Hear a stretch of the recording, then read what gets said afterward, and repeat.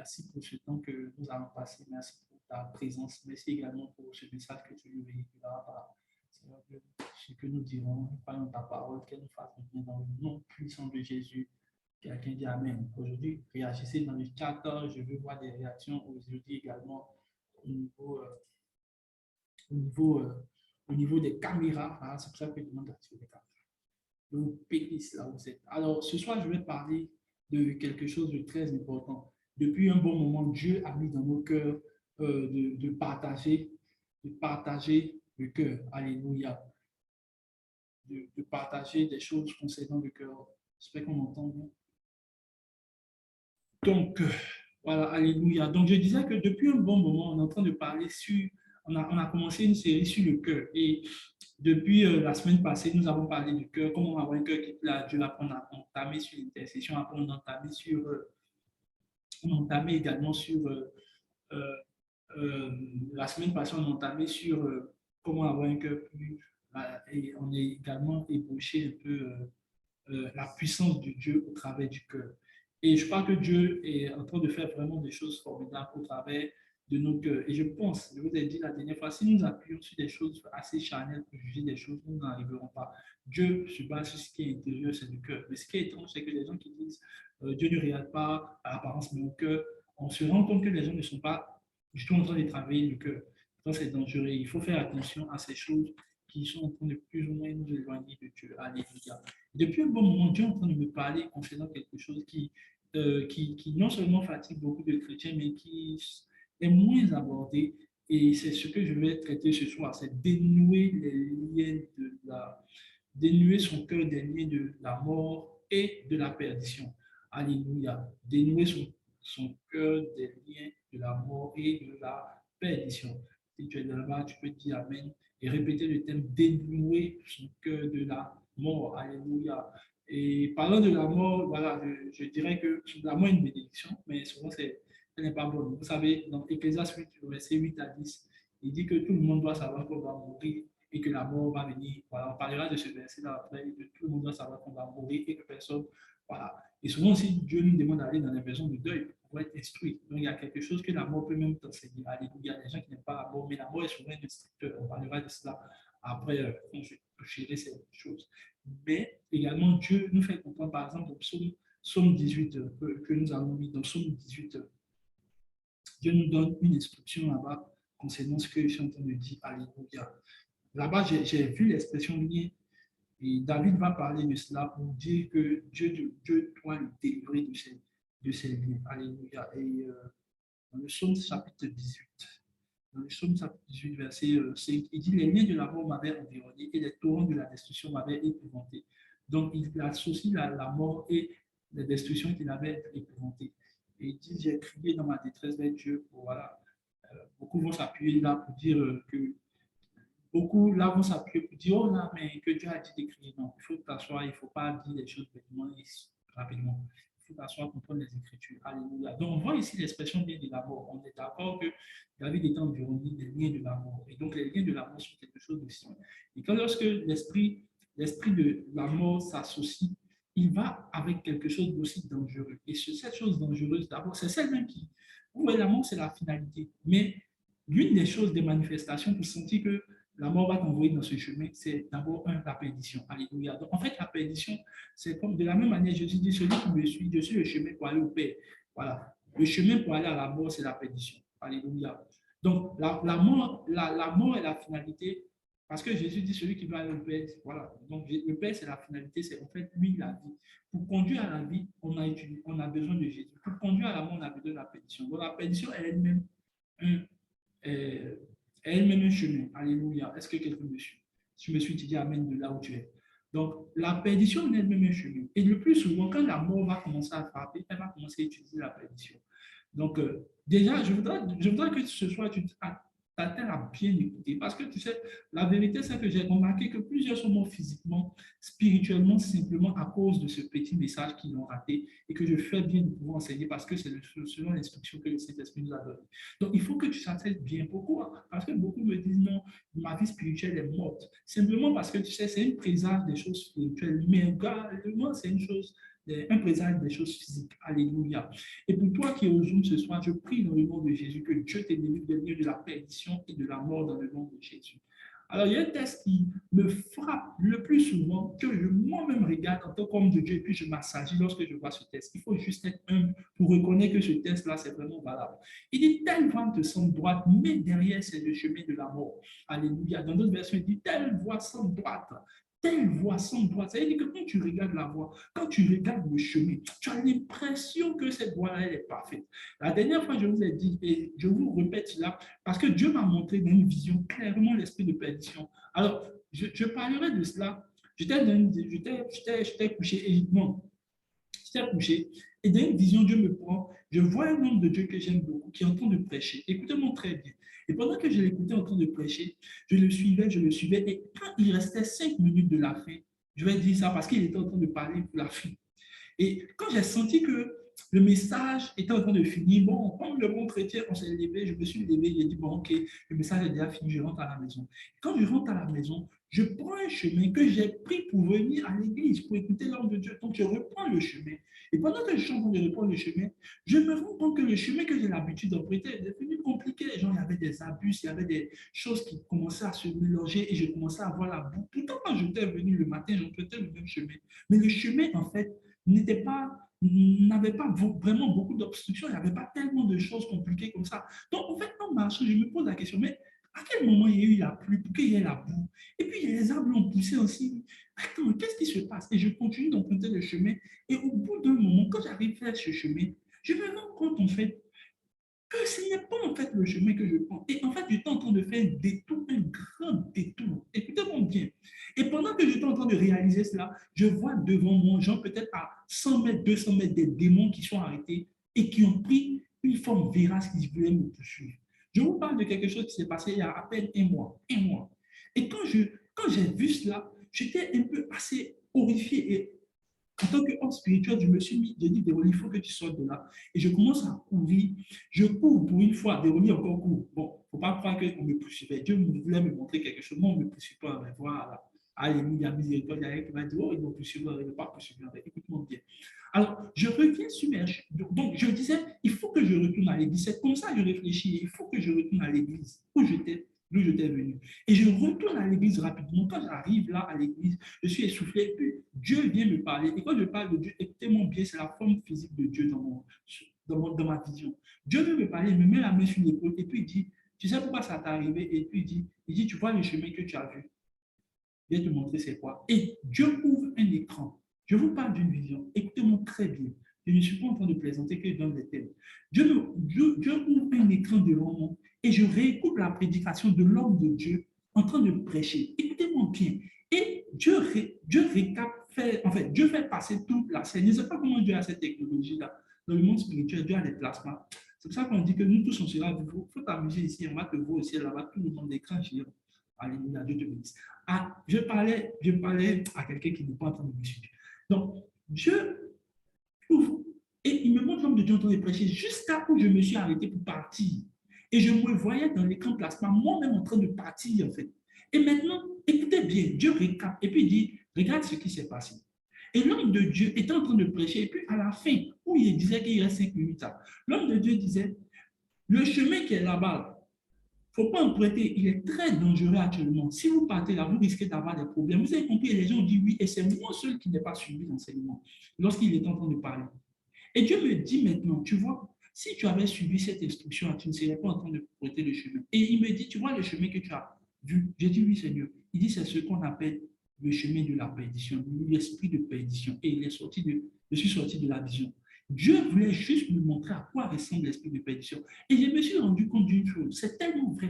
En fait, c'est une voie que j'ai l'habitude pour moi d'emprunter. Donc, à quel moment elle peut sembler. Puis quand je commence à emprunter, je me dis non, mais ça, c'est un chemin que j'emprunte. Et le problème avec ce verset, c'est que le chemin, il dit que telle voie te semble droite. C'est-à-dire qu'à force de l'avoir utilisé, tu as l'impression que c'est le bon chemin. Pourtant, Dieu dit au bout, c'est le chemin de la perdition. Je prie ce soir pour toi, frère, je suis trop sérieux prophétiquement parlant pour venir à ma maison. Je prie pour toi ce soir que la perdition ne soit pas ton partage. Tu t'amuses, toutes les voix te semblent droites.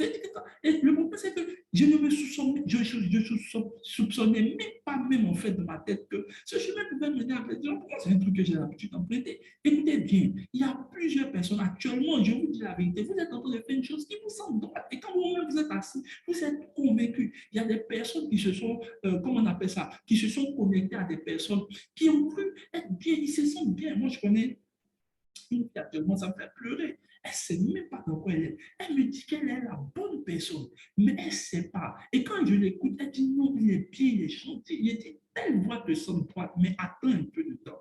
Alléluia. Mais je prie ce soir que Dieu te délivre des liens de la mort et des liens de la perdition. Au nom de Jésus, donc la perdition est le chemin qui te conduit à la mort.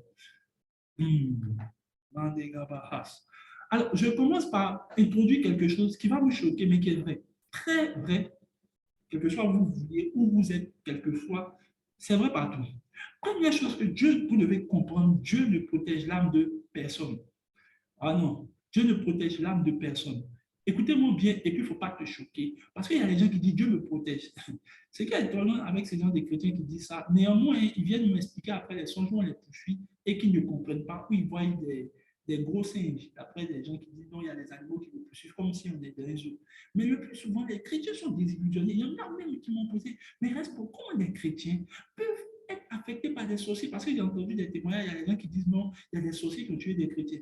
Les gens même savent, alléluia, même vous savez, mais vous vous posez toujours la question, comment ça arrive qu'un chrétien, un sorcier peut encore avoir une droit légale sur lui? C'est bizarre quand même, c'est bizarre. C'est bizarre, dis avec moi, c'est bizarre en chat, c'est très bizarre. Moi-même, j'avoue que c'était bizarre. Jusqu'à ce que l'Esprit de Dieu vienne m'enseigner, il m'a dit, Dieu ne gère l'âme de personne, Dieu ne protège l'âme de personne. Écoutez-moi très bien, parce que quand je vais avancer mes textes, tu verras que je ne suis pas en train de m'amuser. Dieu m'attise là clairement. Alléluia. J'ai écouté la dernière fois, je parlais de cela de mes fils et il y a un autre homme de Dieu qui est venu encore confirmer ce que je crois. Et lui a dit, écoute, ce n'est pas parce que l'homme de Dieu même l'a dit, je le sais déjà depuis longtemps et je comprends très bien comment ça fonctionne. Dieu ne protège l'âme de personne. Alors, écoutez maintenant ce que je suis en train de développer. Écoutez, je ne suis pas en train de développer mes convictions ou ma logique parce qu'il y a des gens qui disent ça, c'est selon ce que toi tu penses. Mon frère, si tu veux croire que c'est selon ce que je pense, tu te déconnectes, tu vas te coucher. Je ne suis pas en train de prêcher ma logique, je prêche la parole de Dieu. Alléluia. Parce qu'aujourd'hui, quand tu prêches, il y a des gens qui disent non, ça c'est ton point de vue. Point de vue dans la parole de Dieu, accepte ça. Et puis, ce qui est étrange, ce sont les gens qui ne maîtrisent pas vraiment le monde spirituel qui disent cela. Je vous dis ce qui est écrit dans la parole. Alors, dans Jean 3, dans 1 Jean 3, il dit, je souhaite que tu prospères à tous égards, qu'on prospère l'état de ton âme. Ce qu'il dit, en fait, c'est qu'il dit, je souhaite que tu prospères à tous égards, qu'on prospère l'état de ton âme. Ça veut dire quoi? La prospérité de ta vie dépend de la prospérité de ton âme. Ça, au moins, tu es d'accord. Ça, tu es d'accord, tu n'as pas de problème avec ça. Il dit maintenant, quand ton âme prospère, ta vie prospère. Donc, il dit, je regarde ta vie, comment elle prospère. Je regarde tes activités, je regarde ta vie professionnelle, je regarde ta vie scolaire, je regarde toute ta vie. Il dit, je souhaite que tu prospères à tous égards. Dans la prospérité, là, ce n'est pas un évangile, c'est un état d'âme. Est-ce que je parle à quelqu'un? Il y a des gens qui disent l'évangile de prospérité. Il faut dire aussi qu'il y a un évangile de l'âme. Alléluia. L'évangile, dans l'évangile, le mot salut, il y a la guérison, la délivrance, tout ce que vous voulez. Le mot salut, là, le mot c'est le mot sotéria. Et sotéria, en fait, tout ça, prospérité. Donc, toi, tu acceptes pour aller au ciel, mais prospérité, ça te dirige. Et ce qui est étrange, c'est que, je vous dis la vérité, ceux qui sont pauvres ne travaillent pas pour Dieu. Je vous dis la vérité. Bon, bref, je ferme la parenthèse. Je ferme la parenthèse. Et il dit une chose qui me choque. Il dit, prospère comme prospère l'état de ton âme. Il dit, mon fils, tout ce que tu vois qui ne prospère pas détermine en fait quel est l'état de leur âme. Tu regardes le niveau de vie physique autour de là, ça dépend du niveau de leur âme. Je dis, ah bon, le Seigneur, comment ça s'explique? Il dit, mon fils, le sujet est clair, tu es très intelligent pour comprendre le français. Le français dit, je souhaite que tu prospères à tous égards, comme prospère l'état de ton âme. Ça veut dire que ton niveau de prospérité dans les choses de la vie, physique, à l'école, au travail, partout, dans la santé, déterminé par le niveau de prospérité de ton âme. Mais ce qui est étrange, c'est que les gens ne se sont pas rendus compte que l'âme est à protéger. Écoutez-moi bien, donc, on a un truc qui est assez valable, que l'âme doit être protégée. Alléluia. Maintenant, Dieu me dit, OK, je vais t'expliquer cette théorie-là pour que tu comprennes bien, en fait. Je dis, OK, Seigneur, il dit, laisse-moi t'expliquer les choses. Il ne faut pas venir. Il dit, mais Seigneur, et nos prières ont fait la nuit, Seigneur, viens me protéger. Il dit, tu as vu, ça n'a pas aidé tous ceux que tu as appris qui sont morts. Ça n'a pas aidé, étant chrétien. tu connais tellement d'histoires. J'ai dit, oui, Seigneur. Il dit, mon frère, ça n'a pas aidé. C'est parce que vous ne connaissez pas la vérité. La vérité, c'est que je ne protège aucune âme. Aucune. Et Dieu me montre maintenant dans Proverbe 4, 23 que vous connaissez tous et que j'ai même vu dans mon dévotionnel. Proverbe 4, verset 23, il dit, garde ton cœur plus que toute autre chose, car de lui viennent les sources de la vie. Dans d'autres versions, en fait, le mot cœur, c'est également représenté pour l'âme. Garde ton âme plus que toute autre chose, car de lui viennent les sources de la vie. Ah bon? Garde ton âme. Écoutez, celui qui dit ça là, c'est Dieu. Il ne faut pas dire que c'est. En fait, c'est Dieu qui exprime une volonté. Il dit, garde ton cœur plus que toute autre chose. En d'autres termes, celui qui disait cela, c'est Salomon à son fils. Il dit, mon fils, garde ton cœur. J'aurais voulu voir. Il va dire, Dieu va garder ton cœur. Dieu va garder ton âme. Il dit même pas ça. Il dit, mon fils, toi-même, garde ton cœur plus que toute autre chose, car de lui viennent les sources de la vie. Donc, le cœur ou du moins l'âme est à protéger. Est-ce que je parle à quelqu'un? Donc, quand tu regardes la Constitution, tu te poses la question. S'il dit, garde ton cœur, c'est comme si Dieu parle. Il dit, garde ton cœur toi-même. Écoutez, mais Seigneur, tu sais très bien que on dit dans 3 Jean que prospère comme prospère l'état de ton âme. Pour quelque chose qui, toute ma vie est liée à ça. Toute ma vie, on dit tous les égards. C'est-à-dire ta vie scolaire, ta vie même sur tout est lié à ton cœur, ton âme. Dieu dit, pour cette fois, moi je ne garde pas, c'est toi. Ah, c'est de toi, tu me fais tellement confiance. Il dit, mon frère, affaire de cœur là. C'est pour ça que je n'aime pas les chants que vous chantez là. Ça me fatigue, ça me fatigue. Prends mon cœur. Écoutez, prends mon cœur, je te donne tout. Mon frère, ma soeur, ça ne veut rien dire. C'est pour ça que arrêtez les chants qui vous font pleurer façon. Lisez la parole. Dieu prend ton cœur et fait quoi avec? Je te pose la question.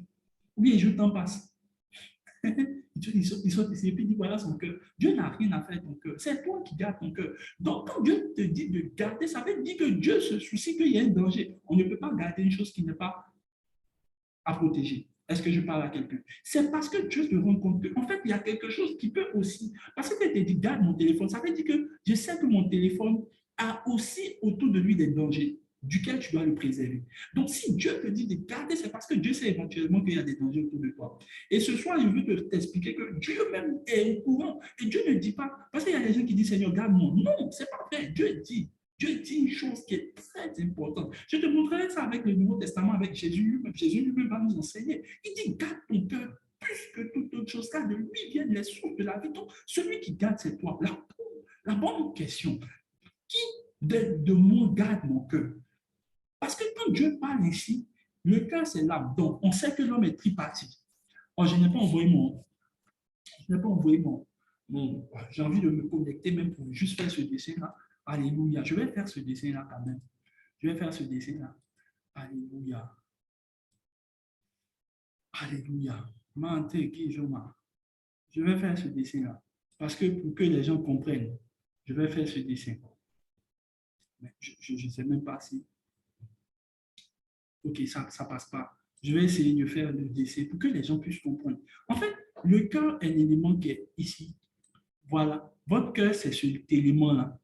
Donc, ça, c'est. On va mettre A pour dire âme. Maintenant, on dit l'homme est constitué de quoi? L'âme, le corps et l'esprit. Donc, on va dire c'est le corps qui est ici. Donc, corps, c'est. Et après, maintenant, on a un dernier qui est quoi? L'esprit. Maintenant, on sait que cet élément-là est à garder. On sait que cet élément à garder, celui-là, l'âme, est à garder. Je vous pose la question. Des trois là, qui peut garder son âme? Qui peut garder l'âme en fait? Je vous pose la question. Vous pouvez répondre dans le chat. Qui peut garder de l'âme? Bon, puisque l'âme, lui, il est au milieu, on doit le garder. Le corps est là, l'esprit. Qui peut garder son... Qui a la capacité de garder l'âme en fait? Évidemment, la réponse est évidente. Le corps ne peut rien faire. Le corps lui-même, il est silencieux. Dieu dit, garde toi-même ton cœur plus que toute autre chose. Car de lui, car de ton cœur là viennent les sources de la vie. C'est ce qui produit ton épanouissement vient de ton cœur. Et je vous dis une chose, je pense personnellement que ce qui importe plus le diable là, ce n'est vraiment pas notre esprit. C'est vraiment notre cœur. Ce qui importe vraiment le diable là, c'est le cœur. C'est une conviction personnelle. Et même personnelle, mais justifiée à la parole de Dieu. Voilà. Parce qu'il y a des gens qui vont dire, voilà, il a encore dit ce qu'il pense. Non, c'est la parole de Dieu. C'est le cœur. Le diable ne s'en fout. s'en fout de la parole que Dieu donne, puisque la parole de Dieu n'a pas de problème. Vous avez remarqué dans la parole du Seigneur, ce sur quoi on est plus focalisé, c'est sur les têtes, les cœurs. C'est l'état du cœur qui détermine si la parole de Dieu prospère ou pas. Je m'en fous de quelle parole de Dieu tu écoutes. Je m'en fous de quel homme de Dieu tu écoutes. Tu peux écouter des hommes de Dieu, mais ne pas prospérer. Tu as écouté combien de semaines sur la vie de prière. Tu es là, toi-même, tu te motives. Bon, on prie aujourd'hui, on prie pas aujourd'hui, on prie aujourd'hui, on prie pas aujourd'hui. Demain, tu ne pries pas. Ce n'est pas l'enseignement. C'est pour ça que je veux traiter le cœur. Ce n'est pas une question d'enseignement. Je pense que tu es très sincère quand tu écoutes l'enseignement. Mais le problème, c'est le cœur. Si le cœur n'est pas sourd, ce n'est pas la parole de Dieu qui a un problème, c'est ton cœur qui a un problème avec la parole de Dieu. Est-ce que je parle à quelqu'un? Écoutez maintenant. Il dit, garde ton cœur plus que toute autre chose. Donc, le cœur doit être gardé. Dieu dit maintenant, plus que toute autre chose de vie vient de la source de la vie. On se rend compte que c'est l'esprit qui doit garder le cœur. Ça veut dire, si ton cœur, ou du moins, si ta vie ne prospère pas, ça veut dire que ton âme un problème. Si ton âme a un problème, on nous apprend que celui qui garde ton cœur, c'est ton esprit. Ça veut dire que celui qui doit garder ton cœur ne fait pas bien son travail. En fait, tu reprends l'analogie. On dit, je souhaite que tu prospères à tous les gars, qu'on prospère l'état de ton âme. Donc, ton âme prospère en fonction de l'état de ton cœur. On te dit maintenant, ton cœur là, c'est lui qui les garde là, c'est ton esprit. Mais si moi, je vois que les choses dans ma vie ne prospèrent pas, les sources de la vie, là, elles ne sont pas correctes dans ma vie, ça veut dire que quelque part, le cœur n'est pas protégé. Et ça veut dire que si le cœur n'est pas protégé, ça veut dire que quelque part, celui qui est censé faire le travail ne fait pas le travail. Ah oui, celui qui est censé faire le travail, évidemment, c'est qui? C'est l'esprit. Oh, et je risque de vous choquer encore plus. Lorsque nous lisons maintenant Proverbes chapitre 18, je vais vous donner un texte qui va certainement un peu, certainement encore vous bouleverser, parce que moi, ça m'a bouleversé. Proverbe 18, verset 14, regardez ce que Dieu dit. Il dit, l'esprit de l'homme le soutient dans la maladie. Aïe, ah, my God, my God. Il ne dit pas l'esprit de Dieu, il dit l'esprit de l'homme, le soutien dans la maladie. Mais la question que Dieu lui-même pose, aïe, aïe, aïe, ça me décourage la question. Il dit, mais l'esprit abattu, qui le relèvera? Les gens qui chantent les chants, relève-moi, relève-moi. Dieu lui-même pose la question. Il donne l'affirmation et puis lui-même pose la question. Maintenant, si ton esprit, c'est pour ça qu'il y a des chrétiens, ils sont toujours malades, mais ils ont des espoirs bêtes, calmes, futiles. Non, je m'attends à Dieu, Dieu lui-même va. Frère, regarde, si tu es sincère, toi, tu es toujours malade. Ce soir, on va prier pour certaines personnes. Mais le problème, c'est que les gens attendent une aide, que Dieu lui-même pose la question. Qui va faire ça? Dieu dit l'esprit de l'homme. Donc, on voit qui assure la fonction de notre cœur. Alors, ce soir, je voudrais te parler de deux personnes qui peuvent assurer et puis te donner quelques clés pour déjouer ces esprits. Alléluia. L'esprit de perdition n'aura pas une personne qui est dans ce Zoom. L'esprit de mort ne pourra pas prévaloir sur toi dans le nom de Jésus. Là-haut, c'est Tamagabanda. Lévigamon Péris. Moi, il a arrêté ce genre de prière, oh Seigneur, viens me protéger. Ça, c'est quoi? Écoutez, de toute manière, il faut faire ça. Quand tu as fini de faire, tu reviens et puis tu te demandes les résultats. Alléluia. Tu penses que parce que Dieu t'a épargné des accidents, c'est Dieu t'a protégé. Dieu t'a protégé parce que tu es incrédule. Ce n'est même pas Dieu t'a protégé, ce sont les anges qui t'ont protégé. Parce que tu es incrédule. C'est parce que tu es incrédule. Sinon, si tu n'étais pas incrédule, Dieu allait t'instruire. Et je vais te montrer que c'est vrai. Parce que je parle à quelqu'un. Ne vous fâchez pas, je dis la vérité. Les gens disent que je suis direct. Ce n'est pas grave, les gens n'aiment pas quand tu es direct, ils disent que tu es direct. Direct aussi. Alléluia. Est-ce que je parle à toi? Merci Seigneur. Les gens vont me frapper ce soir. Ils disent que t'inquiète, je vais bien dormir, t'inquiète. Avec ou sans tes amis, je vais bien dormir. Voilà, alléluia. Merci pour ceux qui disent amen. Alors, on voit que Dieu dit, l'esprit de l'homme assure la fonction. Donc, deux personnes ont la capacité de faire assurer l'état de votre âme. Première chose, Dieu dit, l'esprit de l'homme le soutient dans la maladie. Alors, il y a un texte qui me plaît bien. Ça veut dire que l'Esprit de Dieu rend témoignage à notre esprit que nous sommes enfants de Dieu. L'avantage, lorsque nous sommes nés de nouveau, c'est cela que quand tu n'es pas né de nouveau, frère, je parle encore parce qu'il y a des gens qui n'ont pas bien donné leur vie à Jésus. Les gens qui n'ont pas bien donné, écoutez-moi bien, donnez-moi bien. Je ne parle pas des chrétiens comédiens, des chrétiens bonbons au chocolat. Je parle des vrais affermis dans la foi. Parce que nous, vos esprits de mort, les liens de famille du côté gauche de la famille, du côté droit de la famille, nous n'a pas connu ça. Les gens, ils sont là, non, du côté de ta maman, du côté. Toi, tu ne connais même pas ton côté gauche. On te demande quel est ton côté gauche, tu as ta main, puis tu dis, ouais, mon côté gauche, frère, il faut laisser tout ça là. Tu es Christ, alléluia. Il dit, l'esprit de l'homme le soutient dans la maladie, mais qui relèvera l'esprit abattu? Ça veut dire qu'un esprit lui-même qui n'est pas fort ne peut pas assurer. Alors, quand le Saint-Esprit vient, c'est pour ça que vous avez remarqué qu'il y a des gens qui sont même pas nés de nouveau, mais qui ont un mental fort. Pourquoi? Parce que leur esprit même peut assurer leur propre vie. Alléluia. Mais seulement que c'est à la manière du monde et ça va finir toujours à la mort. Mais la différence entre eux et nous, c'est que nous, on a un autre esprit qui vient maintenant dans notre vie qu'on appelle le Saint-Esprit. Le Saint-Esprit ne vient pas pour que ta bouche parle langue. Le Saint-Esprit vient aussi pour faire une fusion avec ton esprit, afin que toi et Dieu vous formez une seule chair, un seul esprit. Il dit, celui qui est né de la chair est la chair, celui qui est né de l'esprit est l'esprit. Autrement dit, je sais une chose, c'est que je ne suis plus un homme à la manière des hommes. Paul dit, je suis dans la chair. Il dit, si vous avez connu quelqu'un dans la chair, vous ne nous connaissez plus de cette manière. Vous pouvez voir ça dans 2 Corinthiens. Donc, il y a une manière dont on connaît les gens dans la chair, il y a une autre manière qu'on connaît les gens dans l'esprit. Ça veut dire quoi? Lorsque le Saint-Esprit vient, ah, j'aime le Saint-Esprit. J'aime le Saint-Esprit. Je ne sais pas pourquoi, mais moi, j'aime le Saint-Esprit. Il est toute ma vie. Il est tout ce qui compte pour moi. Il dit, hier, j'ai passé 1 heure de temps à soupirer. Bon, c'est vrai que j'étais enrhumé avec la mort, tout ça, je pleure. Il dit, c'est pas grave, on est ensemble. J'aime le Saint-Esprit. Le Saint-Esprit a fusionné avec mon esprit pour faire de moi maintenant une seule chair avec Dieu. De sorte que mes pensées sont les pensées de Dieu, les mêmes manières de voir sont les manières de voir de Dieu. Le problème, c'est que les chrétiens ne sont pas en train de bâtir leur esprit, ils sont en train de bâtir leur corps. Comment je sais ça? Simplement parce que le corps. Alors, si je vous pose la question, je vous dis que votre esprit est censé protéger votre corps, ou du moins votre âme. Mais on se rend compte que dans les faits, si tu es vraiment sincère, dans les faits, tu écoutes des enseignements qui battent, ça te fait du bien. Alors, une chose que vous devez comprendre, les enseignements, la parole de Dieu ne vous fait pas du bien. Alors, je vais vous expliquer ça tout de suite. Je sais qu'il choque les gens qui sont trop à l'église. Oh, quand tu as prêché, ça m'a fait du bien. C'est pour ça que tu as à ce niveau-là. Ton esprit, et c'est vrai, comme je sais que c'est vrai, simplement, il peut écouter un message qui parle de la prière, ça lui fait du bien. Mais quand il arrive à la maison, il ne prie plus au bout d'un moment. Tu es ici, tu es assis. C'est pour ça que tu es assis, tu es revenu pour qu'on sorte de la mort spirituelle. C'est parce que ton esprit ne fait pas bien ses fonctions. Mais pourquoi? Alors, il y a une parole qui m'a vraiment frappé que je voudrais vous partager pour que vous sortiez de là. La première, en fait, Dieu vous dit, il dit, ton cœur doit être gardé. Qui garde? L'esprit. Mais toi-même, tu te rends compte que quand tu es malade, tu es découragé. Esprit, on dit esprit abattu, corps abattu. Esprit abattu, vie abattue, cœur abattu, il n'y a pas de prospérité. Donc, tout ce qui est bloqué dans ta vie vient du simple fait que ton cœur ne fonctionne pas bien. Ce n'est pas que ton cœur physique ne fonctionne pas. Je parle de ton cœur spirituel. Ça ne fonctionne pas bien. Ton âme ne fonctionne pas. Pourquoi ça ne fonctionne pas? Parce que celui aussi qui a su la fonction est faible. Il est abattu. Et pourquoi il est abattu? Simplement parce que Dieu m'a donné une raison pour laquelle la parole de Dieu vient.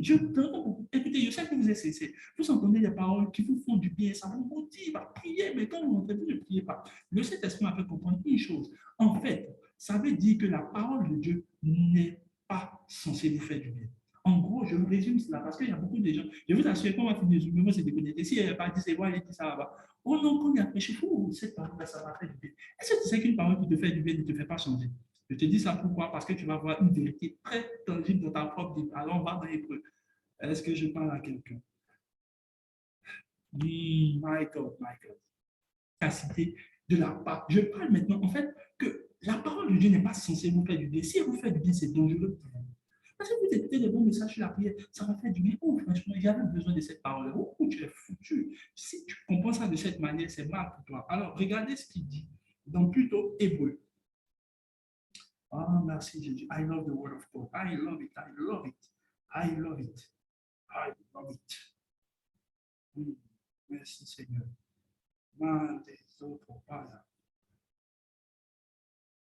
Alléluia. Hébreu chapitre 4, verset 12. Hébreu chapitre 4, verset 12. Regardez ce que la parole de Dieu dit. C'est très intéressant. Il dit, je vous donne en même temps la clé. Première clé, c'est ce que je vous dis. La parole de Dieu doit venir faire un travail, être efficace dans votre vie pour délier, pour que votre esprit maintenant soit puissant maintenant pour vous, pour protéger votre âme. C'est compliqué, Encore le dimanche qui nous dit ça.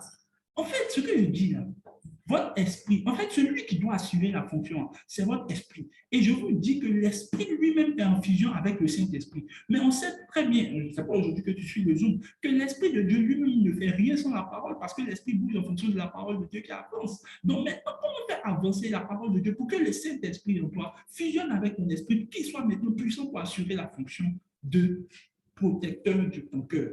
Alors regardez cela. C'est pour ça que par exemple, il y a des gens qui m'ont demandé, non mais homme de Dieu, quand les gens te font du mal, là, ça te fait quelque chose. Je dis, ça me fait rien. Pourquoi? Je suis anesthésié, mon cœur est anesthésié. Pourquoi mon cœur est anesthésié? Il y a un assureur qu'on appelle l'esprit. C'est pour ça que je vous dis que dans votre vie spirituelle, ce qui doit vous intéresser le plus, c'est comment bâtir votre esprit. Ce n'est pas ce que les chrétiens font. Ils vont regarder les enseignements sur comment avoir les 10 techniques pour reconnaître son conjoint, qui ne reconnaît toujours d'ailleurs pas. Parce que quand ils vont finir d'écouter les 10 techniques pour reconnaître son conjoint, ils vont prendre un faux type et puis dire les chrétiens, là, la manière, ils sont mauvais, ils sont rien pour mauvais. Calme-toi, reste ici.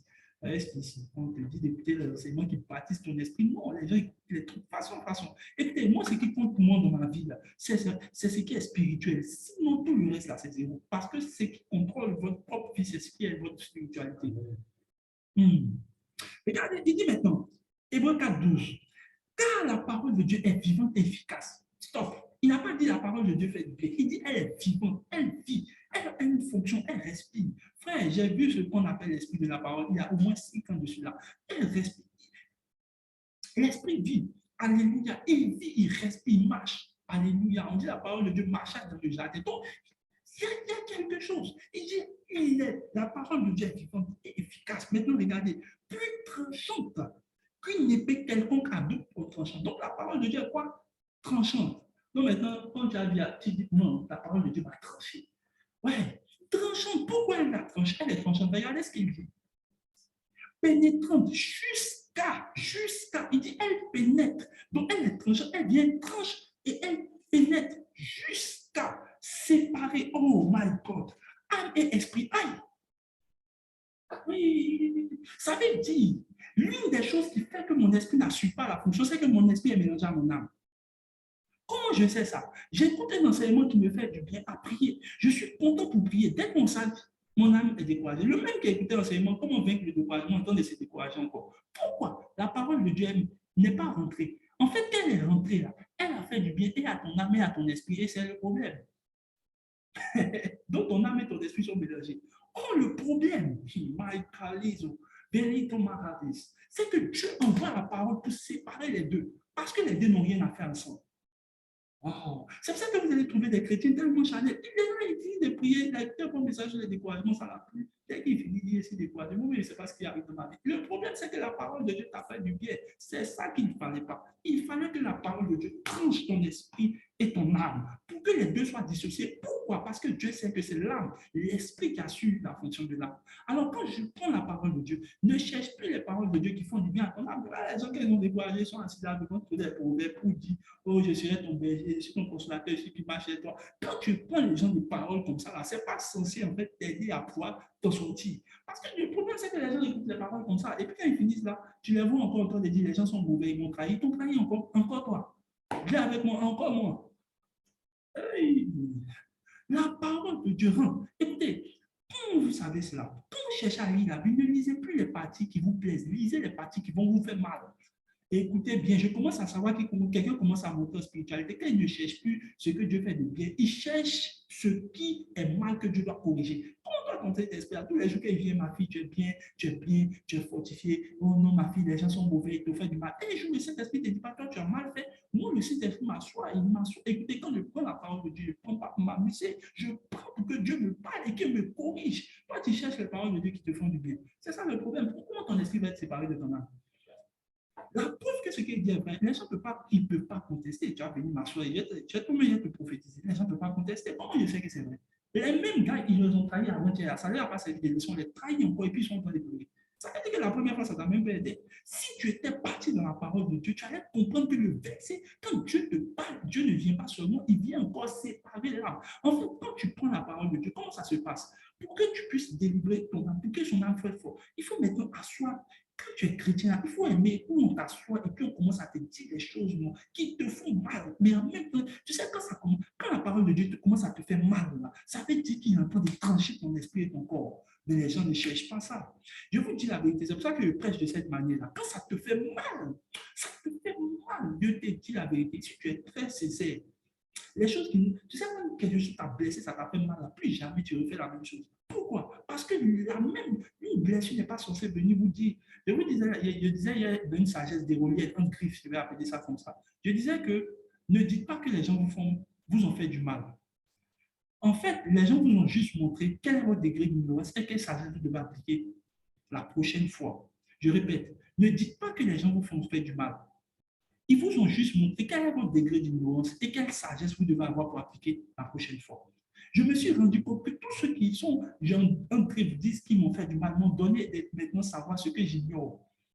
Et la deuxième chose qu'ils m'ont donné, c'est de pouvoir savoir quelle sagesse faut appliquer pour le futur. Et je prie que cela soit ton cas. Prends la parole de Dieu, cherche les enseignements. Et quand tu viens lire la Bible, il faut arrêter de prendre les parties où on dit où le Seigneur sera ton conducteur. Et prends-la. Pourquoi? Écoutez, tous ceux qui lisent la parole de Dieu mal, là, comme je sais, c'est tous ceux qui lisent là, ça leur fait du bien. Toi, Dieu te parle. Dieu ne te dit pas que tu es impoli aussi. Toi, Dieu ne te dit pas que tu as gros cœur. Toi-même, tu sais que tu as gros cœur. Quand tu vas lire la Bible, c'est les parties où on dit, oh, tes ennemis sont trop nombreux, ils ne te comprennent pas. Et tout cela, Dieu va les acclamer. C'est ça là même, c'est ça même. Dieu, oh là, Jésus, c'est ça même là qui vit actuellement. Parce que tu es perdu. Il faut que je te dise ça. Allez. Moi, tous les problèmes, je commence à savoir que quelqu'un commence à être mature spirituellement, quand il ne trouve plus un problème chez les autres, mais quand il commence à chercher quelle est l'attitude qu'il n'a pas eu pour que le problème n'arrive pas. Je répète, je commence à savoir que quelqu'un est mature spirituellement, quand il ne cherche pas à savoir qu'est-ce que les autres ont fait de mal, mais quand il commence à savoir quelle sagesse il n'a pas eu pour que ces choses arrivent. Ah, Malaba, sauvé tout. Ah non, la parole de Dieu vient pour séparer ton âme et ton esprit. Donc maintenant, il faut dire, mon frère, dis à ton voisin là-bas, quelque part là-bas, ou bien toi, même pas toi. Il ne faut plus dire la parole de Dieu m'a fait, mais la parole de Dieu m'a tranché, ça m'a fait. Ça m'a tranché. C'était aujourd'hui, maintenant, on dit pas la parole de Dieu, c'est puissant, on dit la parole de Dieu est tranchante. Est-ce que quelqu'un me suit? Donc maintenant, c'est ce qu'on va utiliser dans le jour. La parole de Dieu, c'est comment? C'est tranchante. Alléluia. Pourquoi? Parce que Dieu vient de nous trancher. Alléluia. Merci Seigneur. Donc, quand je prends la parole de Dieu, chaque fois, lisez la Bible, soulevez la parole de Dieu pour que Dieu vienne trancher votre cœur, pour que Dieu vienne trancher vos attitudes. En fait, quand il dit l'esprit, il m'a dit, si votre esprit est dissocié de votre corps, tu vas voir que ton esprit peut commander à ton corps. La paresse, là, c'est venu du fait que ton esprit et ton âme sont mélangés. Voilà pourquoi tu écoutes des bons enseignements. Souvent, ta paresse, tu es motivé aujourd'hui, demain, tu dors. Tu dis, moi, je ne sais même pas qu'est-ce qui arrive dans ma vie. Je ne sais même pas, il a tout essayé. Il y a des gens qui me disent, oh, Dieu a tout essayé. Et quand tu parles, et puis il dit, j'ai déjà écouté des enseignements dessus, tu as vu, le problème est que l'enseignement t'a fait du bien. Donc, quand il est venu faire du bien, quelque chose qui est mélangé avec ton esprit, ton esprit ne peut même pas commander à ton. C'est-à-dire que ton esprit et ton âme commencent à marcher en partenariat. Quand l'esprit dit, bon, aujourd'hui, il a envie d'une bonne glace, et hein, tu n'as pas envie. Oui, oui, il y a envie. Hein. Une bonne glace, ça ne fait pas de mal. Pourtant, tu n'as pas bossé demain. Tu sais que tu vas avoir zéro. Tu es assis, et puis, il y a des gens qui sont terribles. Tu es assis et tu sais que tu es examen demain, tu ne connais rien comme moi ici. Mon frère, ma soeur, tu es assis et puis ton esprit et ton âme sont. Tu sais que tu as zéro et puis tu es assis. Moi, ici, inconscient. Il va avoir zéro. Et puis ton esprit est là. Bon, pour ton esprit est déjà ton âme. Donc maintenant, il ne peut même plus en fait, parler, même de faire. Et puis ton esprit dit, ton âme dit, bon. Zéro n'a jamais tué quelqu'un. Attends, demain, tu vas avoir zéro. Tu vas comprendre que zéro tue les gens. Tu t'amuses. Les gens s'amusent. Hein? Ils s'amusent. Ils s'amusent. Et puis le lendemain, ma vie est bouleversée. Tu n'as encore rien vu. La perdition t'a pris. Pourquoi la parole de Dieu vient trancher? Lorsque tu commences à voir que dans une relation, tu es fissuré, ne commence pas. Écoutez, Dieu m'a donné des sagesses sur les relations que je ne vais jamais oublier. Dieu m'a dit, lorsque une mauvaise expérience, lorsque tu commences à ne plus te concentrer sur moi, je vais commencer à te montrer à quel point les gens te déçoivent. La perception que les gens montrent indique quel est le niveau de concentration que vous devez avoir sur Dieu. Je répète, la perception que les gens vous montrent. Écoutez, quand ils commencent à voir que quelqu'un ne commence plus à suivre Dieu, je sais comment Dieu va frapper, c'est prochainement dans ses relations. Et puis, vous voyez, le point où vous arrivez, il y a une déception dans votre cœur, explique ou bien montre à Dieu comment il doit faire pour que vous vous concentrez sur lui. En gros, la déconcentration n'est pas mauvaise. La concentration que Dieu vous envoie détermine la manière dont vous êtes conduit. Je prie que cela n'arrive pas dans la vie de quelqu'un dans le nom de Jésus.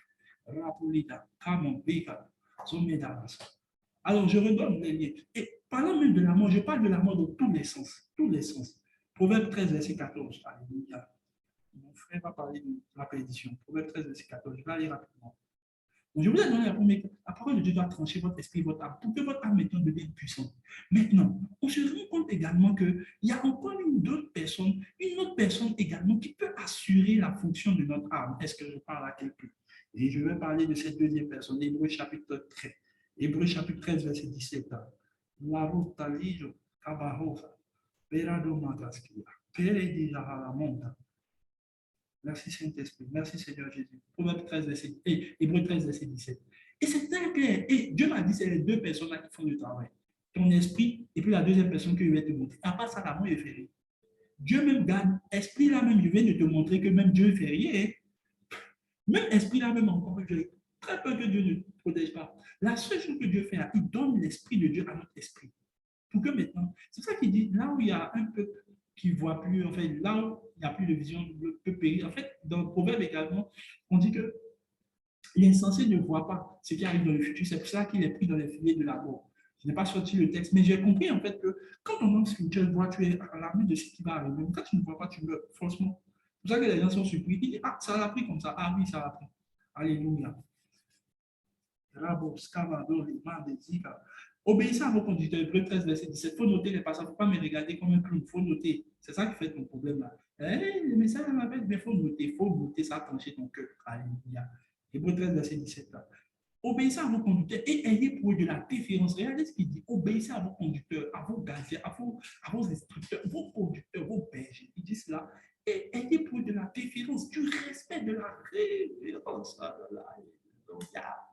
C'est qui a écrit ça? C'est des hommes spirituels qui ont écrit. Et ayez quoi de la différence, donc de la référence. Est-ce que vous savez qu'il y a des gens qui n'ont même pas peur des conducteurs? Ils n'ont pas peur. Moi, il y a des gens qui ont peur pour eux parce qu'ils n'ont pas peur de ce que Dieu protège. Alléluia. Un jour, il y a une fille qui me dit, non, mais écoutez-moi bien. Dieu dit à Moïse, Dieu dit à Moïse, va, je vais te conduire, j'enverrai un ange qui va vous conduire pour aller à Canaan. Moïse dit, si tu ne viens pas avec nous, si tu ne viens pas avec moi, je n'irai nulle. Il dit, si tu ne viens pas avec moi, si tu ne marches pas avec nous, ou bien avec moi, on n'ira nulle part. Dieu dit, ok, je marcherai avec toi et je serai devant le peuple. Ça veut dire que Dieu lui-même va où le prophète va. Ça veut dire que Dieu lui-même, là, on peut conduire lui-même Dieu. Ah, je pensais que tu allais dire Amen. Tu es le point pour lequel, quand on parle de la présence de Dieu, c'est dire Dieu est avec nous. Ça veut dire partout où tu es la raison pour laquelle Dieu. En fait, c'est pas nous, c'est dans ce cas-là, quand la présence de Dieu devient réelle dans ta vie, c'est Dieu qui te suit partout où tu vas. Oh, my God, my God. Frère, on est arrivé au stade où c'est plus nous qui suivons Dieu, c'est la présence de Dieu qui nous suit partout. Ah, c'est pour ça que j'aime le Saint-Esprit, j'aime la présence de Dieu, j'aime la présence de Dieu. Alléluia. Est-ce que je parle à quelqu'un? Il y a un passage où Jésus dit, comment je sais que c'est vrai? Avant, les gens suivaient Jésus. Jésus dit que lorsque l'Esprit de Dieu viendra en vous, il dit, celui qui aime ma parole, moi et le Père, nous viendrons avec lui. Le mouvement, c'est Dieu lui-même qui le fait. Frère, on est arrivé à ce stade. J'ai trop entendu, oh, il faut suivre Dieu. Il y a un moment aussi, il faut dire, Dieu, il faut me suivre. Oh, pourquoi? Parce que la parole de Dieu demeure en toi. Jésus dit, si vous avez ma parole, la parole est ce que je chéris. La parole me représente. C'est moi qui suis la parole. Si vous m'appelez, écoutez, la parole de Dieu est l'élément qui attire Dieu. Vous pouvez faire bouger Dieu si vous connaissez la parole. Je répète, vous pouvez faire bouger Dieu, vous connaissez la parole. Les gens qui ne connaissent pas la parole, la Bible est en train de faire beaucoup des jeunes. Tu ne fais pas les chercher Dieu. Comme Dieu t'est perdu, Dieu n'est pas perdu. Il faut dire à ton voisin, Dieu n'est pas perdu, tu le cherches.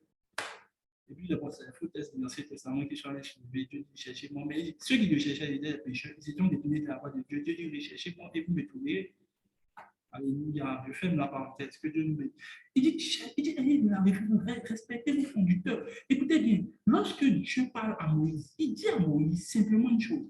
Il dit, écoutez-moi, c'est moi qui conduis le peuple. Vous allez voir que lorsque les gens vont commencer à parler mal de Moïse, ils vont périr. Donc la mort a frappé ceux qui ne suivent pas Moïse. Et à un moment, je me suis posé la question. Dieu, on te suit ou on suit Moïse? Dieu dit, si tu suis Moïse, si tu ne suis pas Moïse, tu ne me suis pas. Jésus maintenant m'a dit une chose aux disciples qui m'étonnent. Il dit, lorsque je vous envoie, lorsque vous arrivez dans une maison, s'ils vous ont refusé, c'est moi qu'ils ont refusé. S'ils ont refusé, c'est celui qui m'a envoyé qu'ils ont refusé. Donc, ne pas croire à un des disciples, c'est ne pas croire en Jésus. Et ne pas croire en Jésus, c'est pas croire aussi en celui qui a envoyé. Écoutez, la peine est sérieuse. Hein?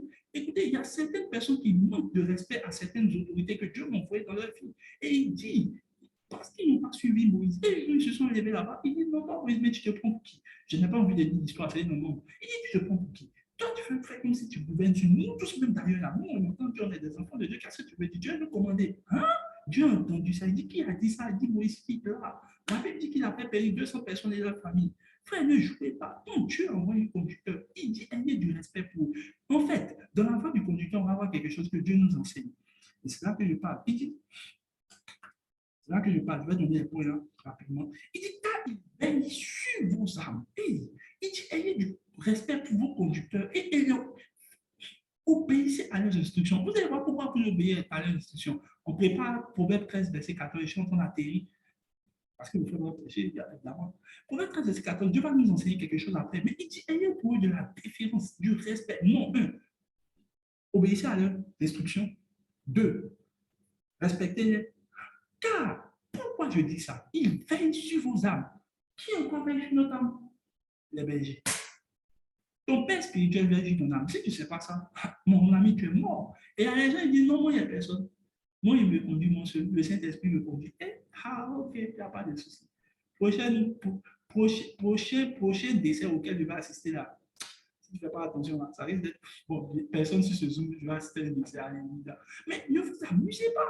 Les conducteurs conduisent. Et non seulement ils conduisent, mais ils protègent votre âme. Vous n'avez pas voir dans la Bible, il n'y a pas ce texte que je viens de citer là. Dieu dit personne. Pourquoi? Parce que Dieu lui-même établit des personnes qui. Jésus dit à Pierre, Pierre, Satan t'a réclamé. Heureusement que j'ai prié pour toi. Pourquoi tu ne meurs pas? Donc, ça veut dire que Dieu lui-même atteste que cette loi est vraie. Est-ce que je parle à quelqu'un? Je me suis dit, attends, toi, on pouvait attaquer ça. Jésus dit oui, parce que moi, j'étais son berger. Ah oui, j'étais son berger. Je pouvais avoir droit. Et quand le conducteur sur lequel tu te mets également détermine quel type de vie tu peux avoir, il faut bien choisir ton conducteur. Il ne faut pas aller choisir des gens de façon. Il dit, obéissez à mon conducteur. Il y a la différence pour eux. Il y a certaines personnes qui manquent de respect. Non seulement ils ne respectent pas ce que le père a dit, et deuxième chose, ils manquent de respect. Et oui, la vérité, tu peux me suivre comment. Et ce sont vraiment ceux qui m'appartiennent. Les fausses brebis, là, je les connais. Les vrais brebis aussi, je les connais. Jésus lui-même savait qu'il était faux, qu'il était vrai. Il dit, alors pourquoi je sais cela? Il y a des gens qui disent non, Jésus prie pour tout le monde. Que Dieu lui-même a intercédé pour tout le monde. Tu mens, hein, je vais te montrer un texte, Jean chapitre 17. C'est pour ça qu'il dit, il faut arrêter de faire semblant. Non, on te dit, c'est lui, tu crois. Il te dit, non, il y a pris. Il y a quelqu'un qui dit, oh, mais Dieu, faut prier. Non, c'est pas toujours vrai. Hein. C'est pas toujours vrai. Si il ne te conduit pas, je ne peux pas prier pour toi. Je te montre là. Ok, Jean chapitre 17. Jean chapitre 17. Je ne sais pas de trafiquer la parole de Dieu. Elle est devant vous, vous ne voulez pas la lire. Vous voulez quand ça va vous faire du bien. Oh, franchement, ça va faire du bien. Il faut que ça te fasse aussi du mal pour que ça sépare ton esprit de ton âme. Ce soir, je suis venu séparer ton esprit de ton âme. Alléluia. Jean chapitre 17. Il dit après avoir glorifié, Jésus fait la prière que vous connaissez, la prière de la glorification, mais ce n'est pas ça qui m'intéresse. Il dit, Père, et maintenant, glorifie-toi auprès de moi, auprès de toi-même, la gloire que je t'avais auprès de toi avant que le monde fût. J'ai fait connaître le monde, son que tu m'as donné du milieu du monde. Ils étaient à toi, parlant de qui? Des 12. Regardez ce qu'il dit. Il dit, tu me les as donnés et ils ont gardé ta parole. Ils ont gardé. Frère, moi je sais que ce sont les bons. Si tu gardes ma parole, tu gardes la parole de l'homme de Dieu, tu gardes la parole de Jésus. Je dis que je les connais parce qu'ils ont gardé ma parole. Maintenant, ils ont connu que tout ce que tu m'as donné vient de toi. Maintenant, il dit, quand je leur ai donné les paroles que tu m'as données, regardez, ils les ont reçues. Ils n'ont pas seulement fait écouter, ils les ont reçues. Pas seulement ça. Ils ont vraiment connu que je suis sorti de toi. Ils ont vraiment connu que je viens de Dieu. Ils ont vraiment, il dit à les gens qui disent, ils croient en moi. Je m'en fous, je sais qu'il y a certains qui croient en moi parce qu'ils savent que je viens de Dieu. Et regardez ce qu'il dit. Ils ont cru que tu m'as envoyé. C'est pour eux que je prie. Et puis, Jean chapitre 17, verset. Jean chapitre 17, verset. On a commencé au verset 4 jusqu'au verset 9. Tu peux noter. Tu vas aller toi-même lire. Il dit, c'est pour eux que je prie. J'ai attrapé. Et puis même, c'est terrible, mais Jésus ne s'arrête pas là. Tu vas dire, oh, ok, homme de Dieu, tu te trompes peut-être. Verset qui suit, il faut lire la Bible, il faut lire la Bible. Il dit, je ne prie pas pour le monde. Tu es venu pour sauver le monde, tu dis, tu ne pries pas pour eux. Frère, même Jésus ne priait pas pour tout le monde. Qui vous blague comme ça? C'est dans quelle version de Bible vous disait ça? On va aller, on vient pour tout le monde. Un bon. Un bon. Dis avec moi quelque part, un bon. Jésus dit, en fait, Jésus précise, je prie pour eux. Et puis encore, il ferme la brèche. Il dit, je ne prie pas pour le monde. Pourquoi? Jésus était plus intéressé dans les 12 qui allaient sauver, qui allaient prêcher sa parole, que le monde. Les 12 ont porté l'évangile jusqu'à nous. Ça veut dire que si, écoutez, c'est pour ça que le diable était féroce sur les disciples, parce qu'il savait que ceux-là, ils portaient le message de Jésus. Il faut arrêter de dire, non, moi, Seigneur, même peut-être, il est mon gardien. Qui t'a dit que Dieu est ton gardien? Frère, il faut arrêter ces gens d'évangile. Il faut que je dise la vérité aux gens. Écoutez, partez vous mettre sur des conducteurs. Je parle de bons conducteurs. Mettez-vous sur des personnes. La dernière fois, je voyais mon frère ici. Il a fait 3 heures de temps. Moi-même, là, c'est m'éveillé. Toute la nuit, j'étais en train de soupirer. J'avais ma liste ici. J'ai mon cahier de prière. Je prie pour des personnes. Il ne faut pas te blaguer. Je pense que c'est un jeu. Non, il a prié pour moi. Ce n'est pas vrai. Hein. Je sais qu'ils sont mes brebis. C'est tout. Je ne suis pas mieux que Jésus. Jésus a prié pas pour tout le monde. Il a prié pour ceux qui connaissent, ceux qui ont gardé sa parole. Oui, pas venir dire non, il faut prier pour nous parce que tu as des problèmes. Non. Peut-être par intercession, on peut faire ça. L'intercession, oui, c'est ça. On peut faire ça par intercession. Mais pour ceux pour lesquels moi, je pleure, je prie, je passe du temps, je peux gêner, je peux m'asseoir pour réfléchir. Frère, ce sont ceux qui gardent ma parole, qui se sont mis sur ma tête, qui disent écoute, on te suit, on obéit à ce que tu dis. Arrêtez vos évangiles, bon sucette là. Suivez maintenant. Jésus dit, regardez, c'est sérieux ce qu'il dit. Les gens sont à la côté de la mort à cause de ça. Il dit obéissez à vos conducteurs. Et regardez, on continue. On revient là. Ah, le temps. Hébreu. Hébreu, je me demande si on n'a pas fait partie de cet enseignement-là, parce qu'il est très puissant. Hébreu 13, verset 17, il dit obéissez-leur parce qu'il est sur vos âmes, comme devant en rendre compte. Donc, écoutez, c'est tant que je suis devenu, je sais que beaucoup qui me suivent à l'école de l'esprit se rendent compte que je suis devenu très nerveux. Ce n'est pas nerveux, je ne suis pas nerveux, je ne suis même pas fâché après dans pouvoir rire. Mais je suis devenu très exigeant avec moi-même concernant ce que Dieu m'a dit. Il dit, il ne faut pas t'amuser, on ne joue pas de dîner. Ceux-là, écoutez, tous ceux qui se reconnaissent pour mes filles, ils savent que je suis, dans cette temps, je suis très, pas en train de m'amuser. Jésus m'a dit clairement ici, il dit, Dérouli, tu sais à quel prix j'ai eu ces enfants-là. Est-ce que tu sais à quel prix? Et tu t'amuses avec. Il dit, si tu perds un, tu vas me trouver ici. Tu vas venir m'amuser pour te rire. Et non, on va pécher, tu t'amuses, je vais te dire la vérité. Oui, tous ceux qui me connaissent ça. Jésus dit, je me suis acquis. C'est pour ça que les hommes de Dieu disent, mais est-ce qu'ils savent ce qu'ils font? Et les gens de Jésus savent. Écoutez, si tu ne sais pas quelle est ta valeur, il te dit ta valeur. Ta valeur, là, c'est le prix du sang de Jésus. Dieu n'a même pas trouvé. Écoutez, Dieu n'a pas troqué contre 10 millions. Dieu n'a pas troqué contre 20 millions. Il t'a troqué par le sang. Il a échangé ta vie par son sang. Il a payé ce prix. Et tu veux que je vienne m'amuser avec toi pour te raconter. Non, ton gars, il est bien. Vous pouvez vous embrasser. Tu t'amuses. Je ne veux pas dire ça. Je vais te dire la vérité. Et quand les gens ne veulent pas m'écouter, ils disent non, il est un peu trop sévère. Il faut quitter mon Zoom. Il faut que ton Zoom sorte. Oui, c'est la vérité. Actuellement, on n'est pas en train de s'amuser. Alléluia. Les gens, je leur dis quoi? C'est pour ça qu'il y a des gens qui disent non, le Père moi était su de loin. Ah bon, je te connais. Écoutez, tous ceux qui disent ça, là, le Père était su de loin, tu n'es pas mon fils. Je ne te reconnais pas, il ne peut pas m'asseoir pour prier. Comment il peut rendre compte de quelqu'un qui ne le voit pas? On fait ça comment? Ou bien toi, on te suit par télépathie. Que non, il était su de loin, il était réel, mais il était su de loin. Je ne rends aucun compte de quelqu'un que je ne vois pas. Il faut mettre ça clair dans ta tête. C'est pas. Jésus a pris. Tu as vu un des disciples, Jésus était su en esprit. Il était su de loin. Arrêtez-vous ces trucs-là. Cherchez à vous connecter, asseyez, vous regardez, écoutez les instructions. Proverbe 13, verset 14. Il dit, regardez maintenant, il dit, obéissez à vos conducteurs, doit rendre compte. Qu'il en soit ici, il dit, ça doit être comme ça doit être comme ça. Afin qu'il le fasse avec joie, qu'il est conducteur. Et maintenant, il dit quoi? Et non gémissant. C'est qui ne vous serait d'aucun avantage. La dernière fois, je parlais de ça à mon frère. Il dit, mon frère, il y a une de mes filles en train de me faire quelque chose. Je vous assure, dès qu'il a comme ça, il dit, ça me fait mal. Il dit, j'ai donné comme parole, elle n'a pas suivi ce qu'il a dit. Je vous assure, les semaines qu'on suivi, elle a commencé à avoir des problèmes. Dieu m'est témoin. Et je vois plusieurs fois dans la vie de ceux qui ne m'ont pas écouté ce qui est arrivé. Comment je sais que ce qu'elle dit est vrai? C'est simple. On va dans Proverbe 13, verset 14. Écoutez, si vous avez remarqué, vous, mes enseignements, c'est pas, non, j'étais en train d'étudier, j'ai pris 2 versets, puis j'ai lu, j'ai comparé. Il n'y a pas comparé, c'est Dieu qui me parle. Et Dieu m'envoie ici, il dit, va prendre le verset. C'est pour ça qu'il y a des gens qui disent, tiens, tes paroles sont très profondes, des révélations que tu as, c'est Dieu qui m'enseigne. Il n'y a rien d'autre, il n'y a pas magie. Proverbe 13, verset 14. Alléluia. Alléluia. Alléluia. Proverbe 13, verset 14. Il dit, l'enseignement du sage est une source de vie. Qui est le sage? C'est celui qui a l'esprit de Dieu et que Dieu conduit. C'est un berger. Et l'enseignement du sage est une source de vie pour détourner des pièges de la mort. Ça veut dire que la mort même crée des pièges. Et à tous les niveaux scolaires, à niveau tous les niveaux. Il dit l'enseignement du sage. Ça veut dire que celui qui enseigne, le sage qui t'enseigne tous les jours, peut te déjouer des pièges de la mort.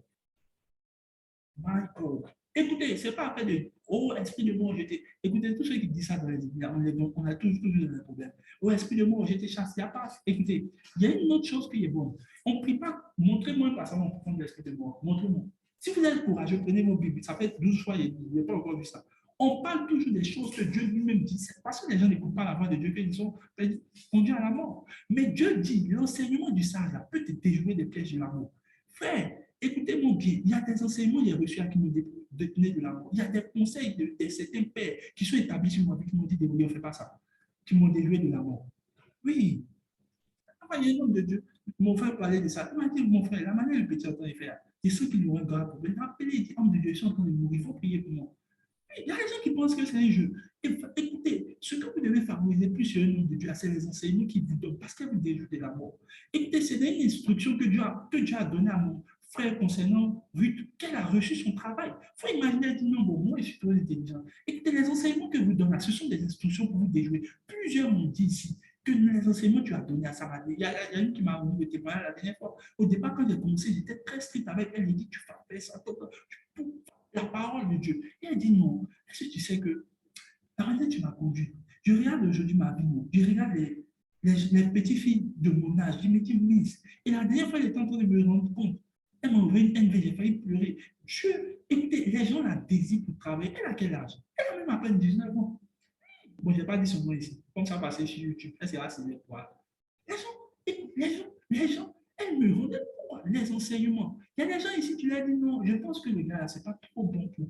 Non, bon, tu sais, pour ça, c'est ton avis. Et sinon, moi, à mon avis, écoute, tes voix descendent droite. Tu n'es pas plus spirituel que tu parles. Les gens pensent qu'ils étaient plus spirituels que moi. Ils disent non, nous tous, le Saint-Esprit nous parle. Reste calme. Et les gens, il y a une moi, il a regardé jusqu'à présent, le fait rire. Je dis, ma chérie, ta relation, ça parle de moi. Non, il faut regarder seulement, il faut regarder seulement. Ah, ok, il faut regarder seulement là. Actuellement, on dit ça fait 3 mois, elle est malade. Que, que l'homme de sa vie, je ne sais pas s'il a fini sa vie ou bien il a arrêté sa vie, il est devenu l'homme de sa mort. Vous plaisantez avec Dieu. Vous pensez que vous pouvez définir ce que Dieu dit. Écoutez, je n'ai rien à foutre de ta relation. Je te dis la vérité. Mais si elle te dit tu t'arrêtes, il faut penser que quand même, le gars, quand même, Dieu lui a parlé. Et il y a des gens qui pensent que Jean, tu as mangé, tu es rassasié, tu es vraiment content, tu es venu parler. Frère, écoutez, un conseil, un enseignement d'un sage peut vous définir la vie de beaucoup de choses.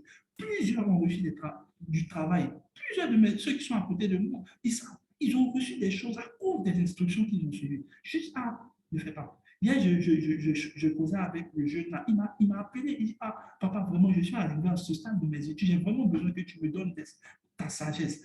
Mais pourquoi? Mais vous allez voir, quand les gars qu'on va reçu, ils vont venir s'asseoir ici. Oh non, bon, là, ils sont trop bizarres, le truc là, qui t'a dit on est bizarre. On donne des instructions. Pourquoi? Il sait que le gars a plus d'expérience que moi. Il a plus d'expérience que moi. Et deux, il y a une sagesse que Dieu lui donne pour pouvoir arriver à certaines hauteurs. Si vous êtes vraiment sincère, vous allez voir que les hommes de Dieu, souvent il y a des gens qui disent non, les hommes de Dieu là, ils sont plus riches que les fidèles, ils sont plus bien que les fidèles. C'est parce que ils suivent la voie de Dieu que toi, tu ne veux pas suivre. L'homme de Dieu lui-même, écoutez, comment un homme de Dieu lui-même gêne plus que toi qui a problème que lui? Il faut réfléchir aussi. C'est lui qui t'exhorte à prier. Pourtant, toi, tu as des problèmes. Hein. C'est étonnant, il voit les gens. Toi-même, ta vie est misérable. Au lieu de toi-même suivre la consécration, l'homme de Dieu dit, c'est dit, toi, tu as assis et puis tu dis, non, non, moi, quand je suis à la maison, là, je me sens un peu bien. Ah bon? Reste là. Reste là. Reste là. Tranquille. La bichopette. Tranquille, il faut rester à la maison. Tu ne comprends pas encore. La mort va te trouver sur le monde. Tu vois des gens de Dieu comme nous, on se lève, on passe voir des pères, on va s'asseoir, écouter enseignement, 3 heures de temps. Tu penses qu'on est fou? Que non, écoute l'enseignement, ça m'ennuie. Ok, reste là. Et vois les gens qui disent non. La dernière fois, j'étais en train de dire à ma secrétaire, je me dis, mais à un moment, je n'ai pas réfléchi à les gens. Ils t'envoient enseignement audio, une heure, puis tu dis, non, c'est beaucoup. Moi, je n'aime pas écouter les audios. Tu vas écouter quoi?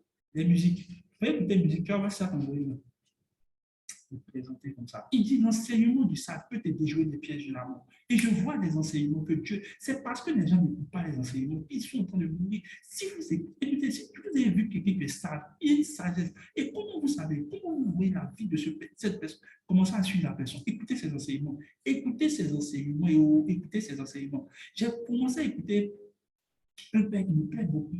J'ai écouté jusqu'à écouter, j'arrivais à capter ce qu'il vit. Sérieusement. À cause d'avoir écouté, à cause d'avoir écouté. Oui, oui. Ne plaisantez pas avec ça. Ne plaisantez pas avec ça. L'enseignement du sage vous plaît. détourne les pièges de la mort. Écoutez, il y a certains, même nos parents.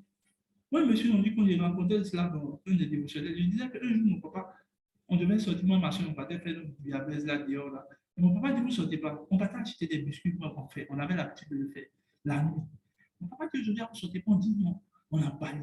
Il a même, tout ça, c'est passé dans sa maison. Oui, oui, oui, oui, oui. On n'est pas parti. On était resté là, au bout de 5 minutes, on entend des fuyards dans le quartier. Pa, pa, pa. Il dit, voilà, les gens qui voulaient sortir là, c'est nous, on est couchés par terre. On est cachés, cachés. On dit, fermez tout, fermez tout, fermez tout. On a tout fermé. Et on est resté là jusqu'à qu'on n'a plus envie de manger. Et le lendemain matin, on sort, on part à la boutique, puisque bon, la boutique est le coin, comment on appelle ça, tout le monde. Et donc, on a vu la boutique, on dit, hey, qu'est-ce qui s'est passé ici? Puis ils ont tiré dans le quartier, ils disent, hey, c'était devant la boutique même. En fait, ce sont les voleurs qui sont venus, ils ont tiré, et puis après la police, il dit, faut imaginer la nuit, là. Il était là, là, où il y a la boutique. Mais surtout moi, ma soeur, c'est une figure. Actuellement, elle était à ce matin, elle était dans ton père. Mais frère, la sagesse de mon papa, tu ne sais même pas pourquoi le monsieur a te dit ne pas. Écoutez, il y a des gens qui ne sont pas sages. Quand un père te dit je ne sens pas, frère, il faut t'arrêter, il faut réfléchir un peu. Tu penses qu'il a quel intérêt? Ton papa va pas marier celui que tu as allé suivre, toi aussi. Même pas. Les gens ne suivent pas. On va les frapper dans les foyers maintenant. Après, ça vous dire que non. Et, bon, restez là. On essaie. Quand les gens disent, quand ils vivent comme ça, son souris te tue. Ah, ok, ça te tue bientôt, il faut t'asseoir. Ne suivez pas la voie de Dieu. Même pour vos études. Même pour vos études. Un père te parle que non. Il y a une même affaire. Tu ne connais pas ma spécialité. Si tu connaissais ma vie, t'as quelle spécialité? Arrête-moi ça. Ce que moi, écoutez bien, il y a plusieurs de mes fils, d'autres font l'économie, d'autres font temps. Je fais la spécialité. C'est la sagesse qui les instruit. C'est la sagesse qui les place en hauteur. On va pas venir me faire quoi? Après de quelle bonne spécialité? Quoi? Assistant de direction. Faria sur ta tête. Faut t'asseoir. Il ne faut pas me fatiguer. Alléluia. Bon, je ne parlerai pas des assistants de direction. Pardon. Pas alléluia. Mais il quoi? Elle qui dit donc, on faire droit, c'est du père, mon frère. Il faut te calmer ici. Pardon. Sinon, on commence à expliquer nos spécialités. Tu ne vas pas t'en sortir. Alléluia. C'est parce que les gens ne veulent pas suivre. Si vous suivez les enseignements ou bien l'instruction que l'on fait, vous devez. Plus j'en ai à conseiller. Pas monter dans la relation. Oh, les gentils, tu as vu? Tu as vu? Et le plus souvent, même les gens, même là, puis même, ils n'ont pas de conducteur, c'est grave. Eux-mêmes, ils se conduisent. Et le Saint-Esprit les conduit. Conduis-moi et je suivrai. Alléluia, on continue. Un deuxième point, alléluia. Proverbe 14, verset 27. Proverbe, c'est une sagesse qui donne beaucoup de choses. Je m'arrête dans quelques minutes. Il dit, la crainte de l'Éternel est une source de vie. Et regardez, il a dit première fois, l'enseignement du sage est une source de vie. Deuxième chose qu'il dit qu'il y a une source de vie. Écoutez bien, on dit, là, pour quelque chose de vie vient des sources de la vie. Ça veut dire que les choses que je suis en train de dire, ça sont des sources de vie, en fait. Si tu veux télécharger des sources de vie dans ton cœur qui est une source de vie, il faut chercher aussi des choses qui sont sources de vie. Et là, je ne cherche pas des sources de vie. Si un sage, les enseignements d'un père sont une source de vie, frère, il faut garder ça dans ton cœur. Si maintenant on te dit la deuxième chose, la crainte de l'Éternel est une source de vie, regardez, il continue. Pour détourner des pièges de la mort. Donc, quand on parle des pièges, écoutez, la mort a des pièges. Elle dit, elle met place, les pièges te regardent. Écoutez, il y a des relations qui sont des. C'est pour ça que souvent la Bible parle, mon frère va parler peut-être de ça, je ne sais pas, les fils de la perdition. On parle des fils de la perdition, ce sont les gens qui te payent. Comment je sais qu'ils te payent? Écoutez, quand des hommes rentrent dans votre vie, vous font du mal jusqu'à ce que vous ayez envie de vous donner la mort. En fait, c'est dit que ce qu'ils sont venus faire, c'est juste l'esprit de mort qu'ils ont téléchargé. En fait, les personnes ne sont même pas possédées. C'est qu'en fait, ils sont le point de contact de la mort dans ta vie. C'est pour ça que quand ils rentrent dans ta vie, dès qu'ils sont, vous voyez la mort spirituelle.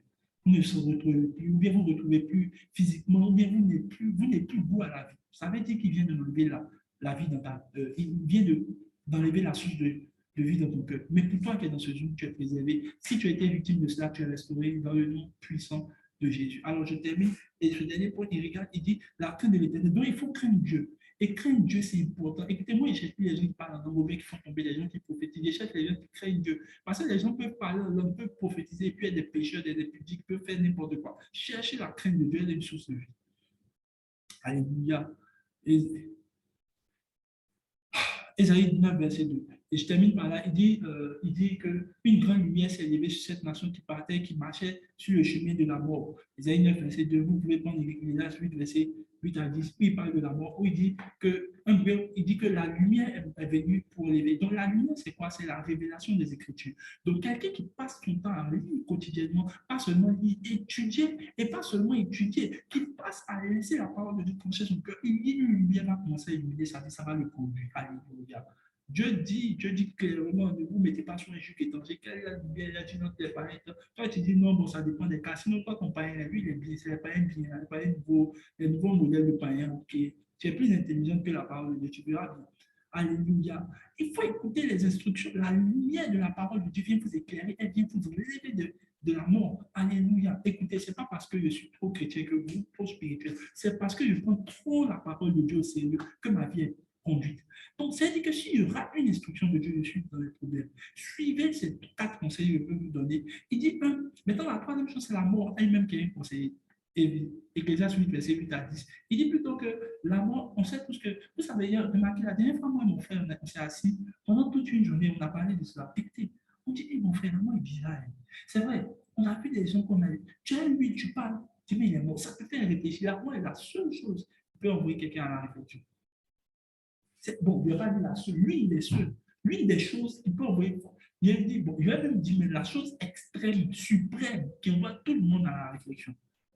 Même Satan, même, il réfléchit concernant sa seconde mort. Il vous dit la vérité. Vas-y. Je vous assure que souvent, Satan, ça se dit, il a bouillé éternellement. C'est bizarre. Alléluia. Tout le monde réfléchit devant la mort. Souvent, il croit que c'est parce que les gens, c'est ça que la Bible dit que le jour de la joie, quand il y a la joie, va de la maison de joie, il dit, mais le jour à la mort, là, va t'asseoir dans le coin de la mort. Pourquoi? Il y a une réflexion que la mort apporte. En fait, souvent, le problème est la mort. C'est que la mort même n'aime pas ceux qui ne respectent pas, qui ne respectent pas. En fait. La mort, l'esprit de mort. On dit que c'est le dernier ennemi que Jésus va combattre. Le dernier ennemi, ce n'est pas Satan. Il a prêché cela il y a 1 ou 2 ans. Le plus grand ennemi, ce n'est même pas Satan. Le dernier ennemi, c'est celui que la Bible appelle la mort. La mort, il faut respecter. Bon, pas respecter. Je vais dire qu'il faut quand même être un mais. Toi, tu vis, on dirait que tu ne vas pas mourir. Il te regarde. La mort te regarde. Est-ce que la petite, elle me connaît? Bon, est-ce qu'il me connaît? Est-ce qu'il me connaît? Tu ne connais pas. La mort même est un enseignant. Alléluia. Pour ceux qui sont arrivés haut spirituellement, Paul dit, la mort même est un guide. Ça veut dire que la mort peut t'apporter quelque chose. La mort apporte de l'instruction et la sagesse. Ceux qui commencent à voir que la mort est très, très, très, très, très dangereuse là, commencent à prendre leur présence, commencent à marcher avec prudence. C'est parce que les gens ne savent pas qu'il y a la mort dans le fait de toucher avec les gens. Si avortement a tué, quand tu sais ça, tu m'as droit. En fait, la mort même là, derrière toutes les choses là, hein, je ne sais pas comment expliquer. En fait, ce qui peut envoyer un homme à marcher droit là, c'est qu'il voit en fait comment la mort. Il dit le salaire du péché, c'est la mort. Après, de mes fils, il dit même dans le salaire, même dans le péché, on te paye salaire. Alléluia. Donc, je ne veux pas qu'il y ait des pécheurs ici. S'il y a des pécheurs ici, là, vous êtes des salariés. Normalement, on doit te verser ton salaire. Il faut aller à la banque, tu as retiré ton salaire. Chaque mois, on te paye. Alléluia. Donc, la mort même un salaire, elle donne une rétribution. Alléluia. Mais pour toi, cet enseignement vient nous lever les ténèbres dans ta vie dans le nom de Jésus. Ramosega, Levaroda, Kijamamos Kita. In the name of Jesus. Là où tu es, lève les mains, lève les mains, lève les mains. Où tu es, tu dis Seigneur, l'esprit de moi ne prévaudra point sur ma vie. L'esprit de moi ne prévaudra point sur mes études. L'esprit de moi ne prévaudra point sur ma spiritualité. L'esprit de moi ne prévaudra point dans ma famille, dans le nom de Jésus. Commence à déclarer là où tu es, commence à prier par le langue là où tu es, Radevoskia. Je prie dans le nom de Jésus que la grâce, Dieu t'enlève. Avec ces 4 que je donne, à cause de la parole de Dieu, ton esprit sera puissant par l'esprit de Dieu pour sortir de là dans le nom de Jésus. Dans le nom de Jésus, que la grâce du Seigneur soit avec vous. Alors, il a planté le décor, il a parlé de l'esprit de mort, essayé de donner certains points. On n'a pas préparé le message ensemble, mais Dieu lui a donné peut-être de retoucher certaines choses auxquelles j'ai pensé. Et je vais vraiment revenir aussi là-dessus pour vous montrer que, en notion de spiritualité, la répétition n'est pas pédagogique. La répétition est salutaire. Et c'est vraiment important de comprendre cette notion de l'esprit de perdition et l'esprit de mort. Vous parlez de l'esprit de perdition. Vous voyez qu'aujourd'hui, je suis vraiment peut-être un peu plus calme pour parler parce que c'est quelque chose qui touche vraiment au cœur et lorsqu'on ne comprend pas, on peut facilement rater notre destinée. Je vais partir de deux exemples dans le Nouveau Testament, dans le livre d'Apocalypse, pour qu'on puisse vraiment essayer de comprendre c'est quoi vraiment l'esprit de perdition. Si je dois donner une définition à l'esprit de perdition, l'esprit de perdition, en réalité, c'est un choix de se perdre. J'espère que quelqu'un me comprend bien. On décide de se perdre. On prend la résolution de se perdre. L'esprit de perdition ne vient pas t'envoûter. Ça naît d'un choix personnel que tu fais de vouloir te perdre. Et c'est ce qui fait mal au fait. Lorsque on se rend compte qu'il y a des personnes qui décident de se perdre de façon volontaire. On va prendre Matthieu le chapitre 7, si je ne me trompe pas, le verset 13, pour qu'on puisse comprendre quelque chose. Matthieu le chapitre 13, le verset 13. 7, 13.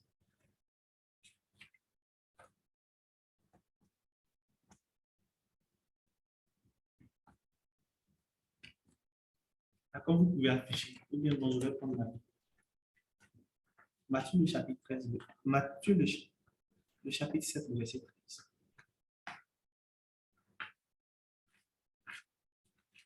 Regardez ce que la Bible dit. Je prends la version Semeur. J'aurais voulu afficher la version Louis II. La version Semeur nous dit quoi? Entrez par la porte étroite. En effet, large est la porte et spacieuse la route qui mène à la perdition. Nombreux sont ceux qui s'y engagent. Vous voyez, la Bible dit la route qui mène à la perdition. Nombreux ceux qui s'y engagent. Tu es perdu parce que tu as décidé de te perdre. Le diable ne décide pas ce que tu te perds. Tu te perds parce que tu as voulu te perdre. Donc, la perdition n'est juste que le résultat du chemin que tu as emprunté. Je reçois la perdition parce que j'ai consommé le chemin de la perdition. C'est comme si je manifeste la puissance, pas parce que j'ai soif de la puissance, parce que j'ai consommé celui qui est source de puissance. De la même manière, je suis moi-même esprit de perdition lorsque j'ai consommé le chemin de la perdition. La Bible dit nombreux ce sont ceux qui s'y engagent. Aujourd'hui, lorsque je vais finir de présenter le décor, je vous donnerai plus ou moins les sources de la perdition. Pourquoi certaines personnes se perdent? Et par la suite, dit comment arriver à ne pas emprunter ce chemin de la perdition. Je veux vraiment qu'on se suive. Je ne vais vraiment pas être long. Mais il faut que vous compreniez une chose. Si beaucoup de personnes sont perdues, c'est un choix personnel. Ça ne vient pas de quelqu'un d'autre. C'est la conséquence de vos choix qui vous donne d'être aujourd'hui des personnes perdues. Donc, l'esprit de perdition n'est juste que le résultat de nos choix en réalité. On va prendre Apocalypse chapitre 2, le verset 4 et le verset 14. On va sauter le verset 14 pour aller au verset 17. Puis, on va prendre le verset 20 et on va aller au verset 26. Depuis un certain temps, je disais à mon frère, si je ne me trompe pas, depuis les années 2020, que le Seigneur m'a donné de faire comprendre le principe de fonctionnement des 7 églises de l'Asie mineure. Ces 7 églises représentées dans l'Apocalypse, parce que l'Apocalypse n'est rien d'autre que la reconstitution du monde général. Et je me suis posé la question, pourquoi est-ce que Dieu s'adresse principalement à 7 églises? Moi, je n'ai rien à faire des chiffres 7, c'est le chiffre de la perfection. En fait, c'est le fonctionnement des églises que j'ai essayé de comprendre. Jusque-là, le Seigneur ne m'a pas encore donné un feu vert pour écrire dessus. Donc, je n'ai même pas encore pensé à écrire. Mais je mûris l'idée d'écrire là-dessus. Le fonctionnement de cette église. Et vous remarquerez bien, quand on va finir de parler, pas que regardez, à chaque problème d'église souligné, il y a un résultat après. La Bible dit, à celui qui vaincra, il aura ça. Et si vous remarquez bien, la victoire qui est donnée à celui qui va vaincre, les 7, c'est le résumé de toute la Bible. Aujourd'hui, on place l'amour comme étant le summum du tout. Parce que dans la reconstitution du monde dans l'Apocalypse, la première église à laquelle le Seigneur s'en prend, il dit, retournez à votre premier amour. Le Seigneur pouvait prendre une autre église qui n'avait pas un problème d'amour. Mais là encore, le Seigneur va prendre une église qui a pour principal problème d'amour. Et regardez, le Seigneur dit, celui qui va vaincre le problème d'amour, regardez, la Bible dit, il aura l'arbre de la vie. Ne dit-on pas que le Seigneur, Dieu nous a donné son Fils par amour. On a reçu la vie.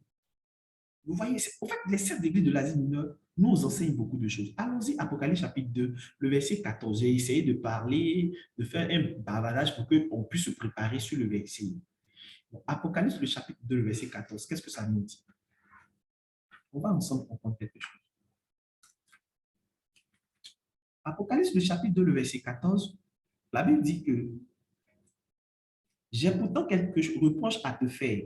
Tu achètes-toi des gens attachés à la doctrine de Balaam, qui avait appris au roi Balak à te rendre un piège aux Israélites pour les amener à pécher en mangeant des viandes, provenant des sacrifices offerts aux idoles et en se livrant à la débauche. Chemin de la perdition. Mais là, le Seigneur dit, tu as chez toi. En réalité, la perdition peut ne pas venir de toi, mais de celui que tu héberges et de celui que tu côtoies.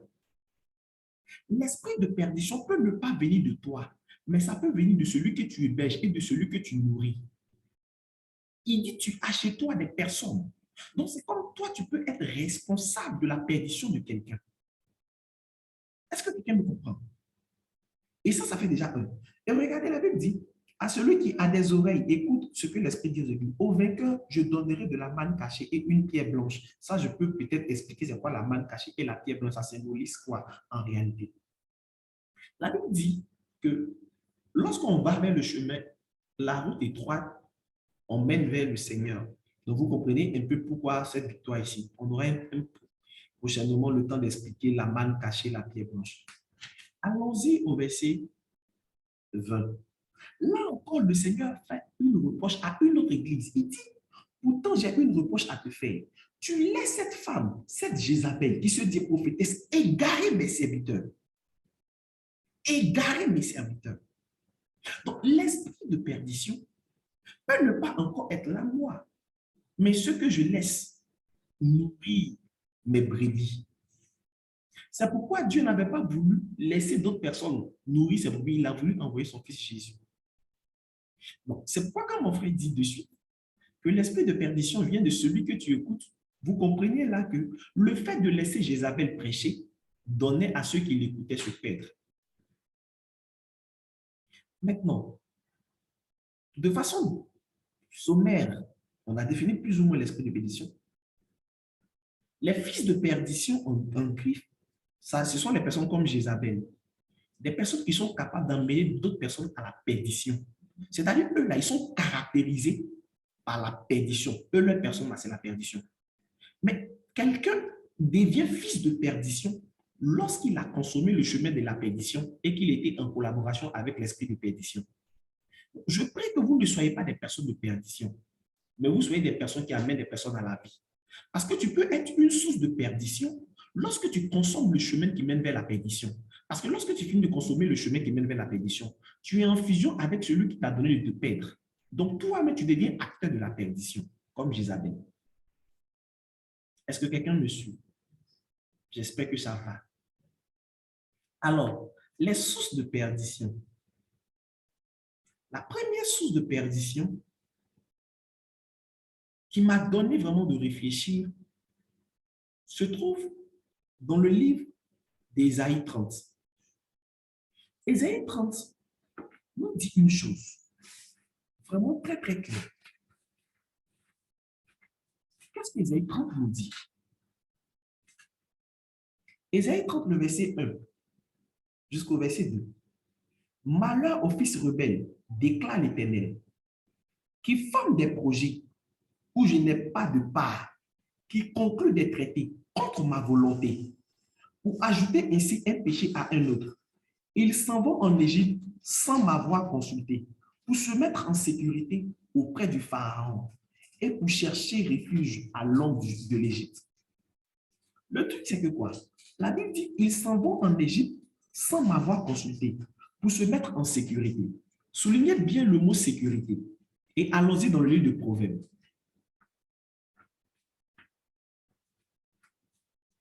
Allons-y dans le livre de Proverbes.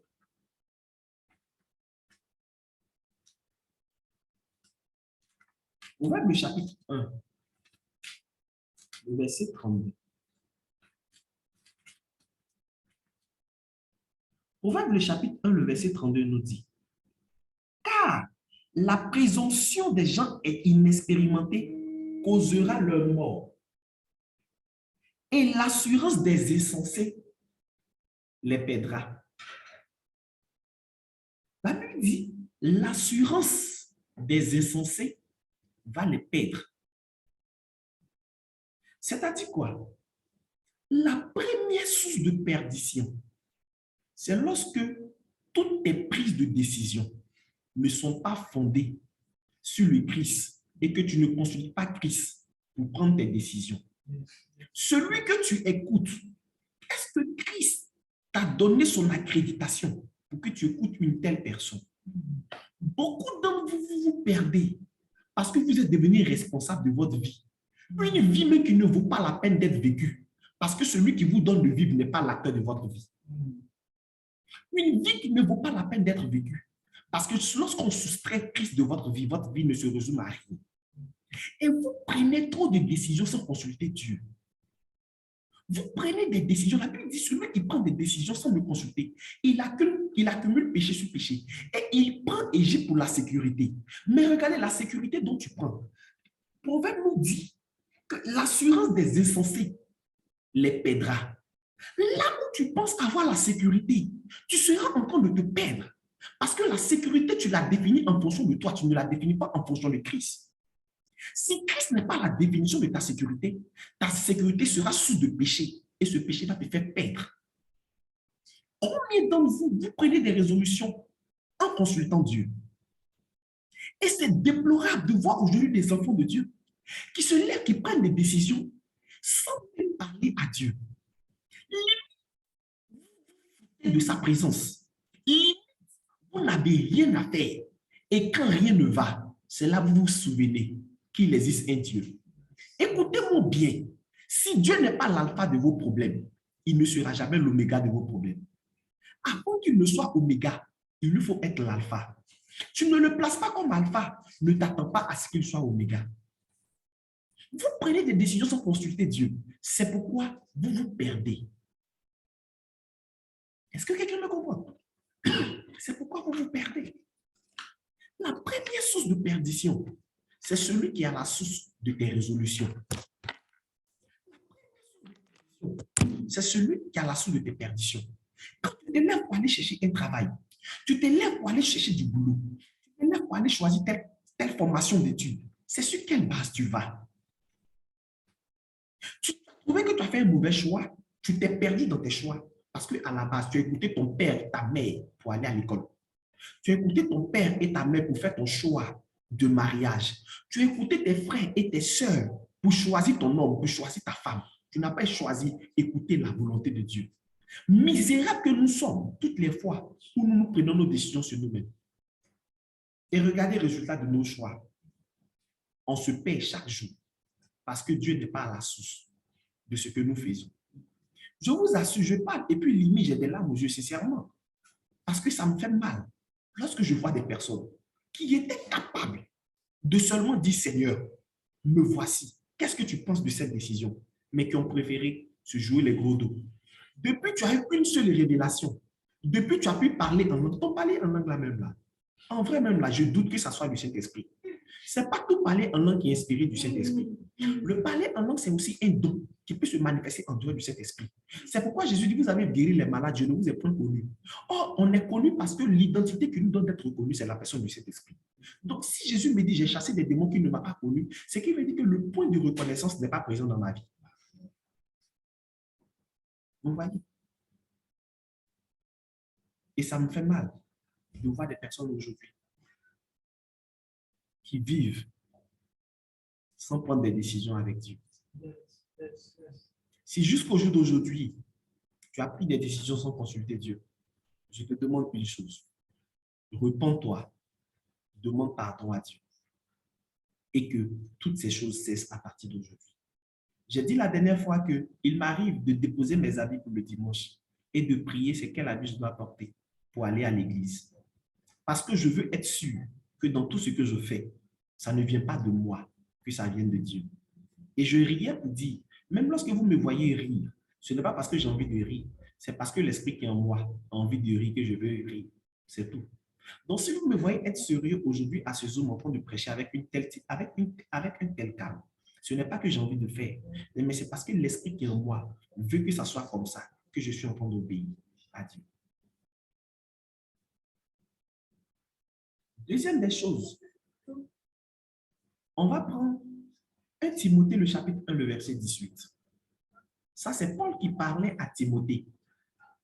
Il disait, je paraphrase, selon les prophéties qui ont été faites précédemment à ton sujet, c'est que tu mènes le bon combat. OK? Donc, si la Bible parle de bon combat, ce qui veut dire qu'il y a aussi un mauvais combat. Alors, je me suis posé la question, c'est quoi un bon combat, c'est quoi le mauvais combat? Lorsque le Seigneur m'emmène dans le livre de 1 Chronique, le chapitre 13, à partir du verset 9, parlant de l'histoire de Uza. La Bible dit que Uza était derrière l'arche, qu'il partait. Et David l'a placé en tête. Lorsque l'arche devait tomber, l'arche de l'Éternel qui représentait la présence de Dieu devait tomber. Et Uza a bloqué l'arche pour ne pas que l'arche tombe. Est-ce que l'action de Uza a été mauvaise? Quelqu'un peut me répondre dans le chat. Est-ce que le fait que Uza bloque l'arche de Dieu qui représente la maison de Dieu pour ne pas tomber, est-ce que Uza a fait une mauvaise chose? Merci, maman Dani. Uza n'a pas fait mal de bloquer l'arche, mais la Bible dit Uza est mort. Uza est mort. Uza a consommé le chemin de la perdition. Et mon frère a dit, la mort est le résultat du chemin de la perdition. Uza est mort parce qu'il était sur le chemin de la perdition. Il a consommé le chemin de la perdition. Conséquence, la mort. Pourquoi il est mort? Uza n'a pas mené un bon combat. Faire une bonne chose n'est pas faire la volonté de Dieu. Faire une bonne action n'est pas faire la volonté de Dieu. Faire la volonté de Dieu, c'est faire ce à quoi Dieu m'a appelé. C'est faire ce pourquoi Dieu m'a appelé. Donc, quand Paul dit à Timothée, il faut mener le bon combat, ce qui veut dire qu'il y a un mauvais combat. Le mauvais combat, c'est de ne pas faire la volonté de Dieu. Donc, si je ne suis pas en train de faire la volonté de Dieu, c'est comme si je suis en train de partir sur un mauvais chemin. Et ce chemin, c'est le chemin de la perdition. Ce chemin de la perdition va me conduire vers la mort. Est-ce que quelqu'un me suit? Mener un combat n'est pas forcément faire la volonté de Dieu. Faire de bonnes choses n'est pas faire la volonté de Dieu. Faire quelque chose d'intéressant n'est pas faire la volonté de Dieu.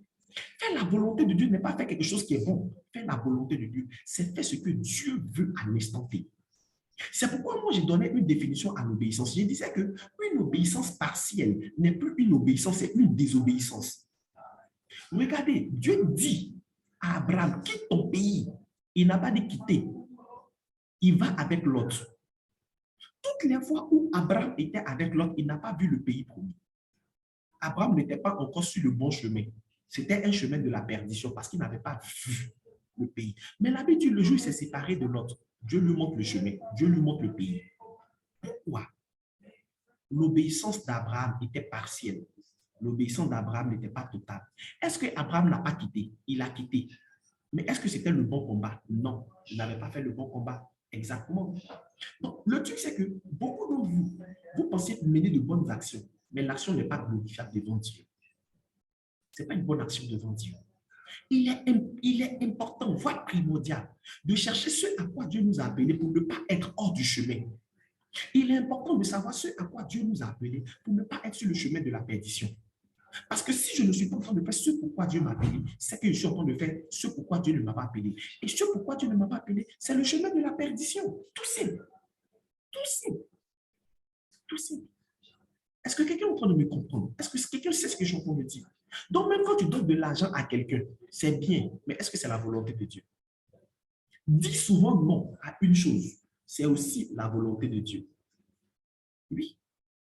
Donner de l'argent souvent, c'est bien. Mais si ce n'est pas appuyé par Dieu, suis en train de faire une mauvaise chose.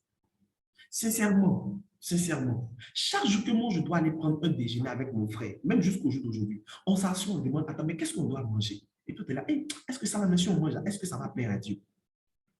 Dites-moi, est-ce que manger, ce n'est pas une bonne chose? C'est une bonne chose.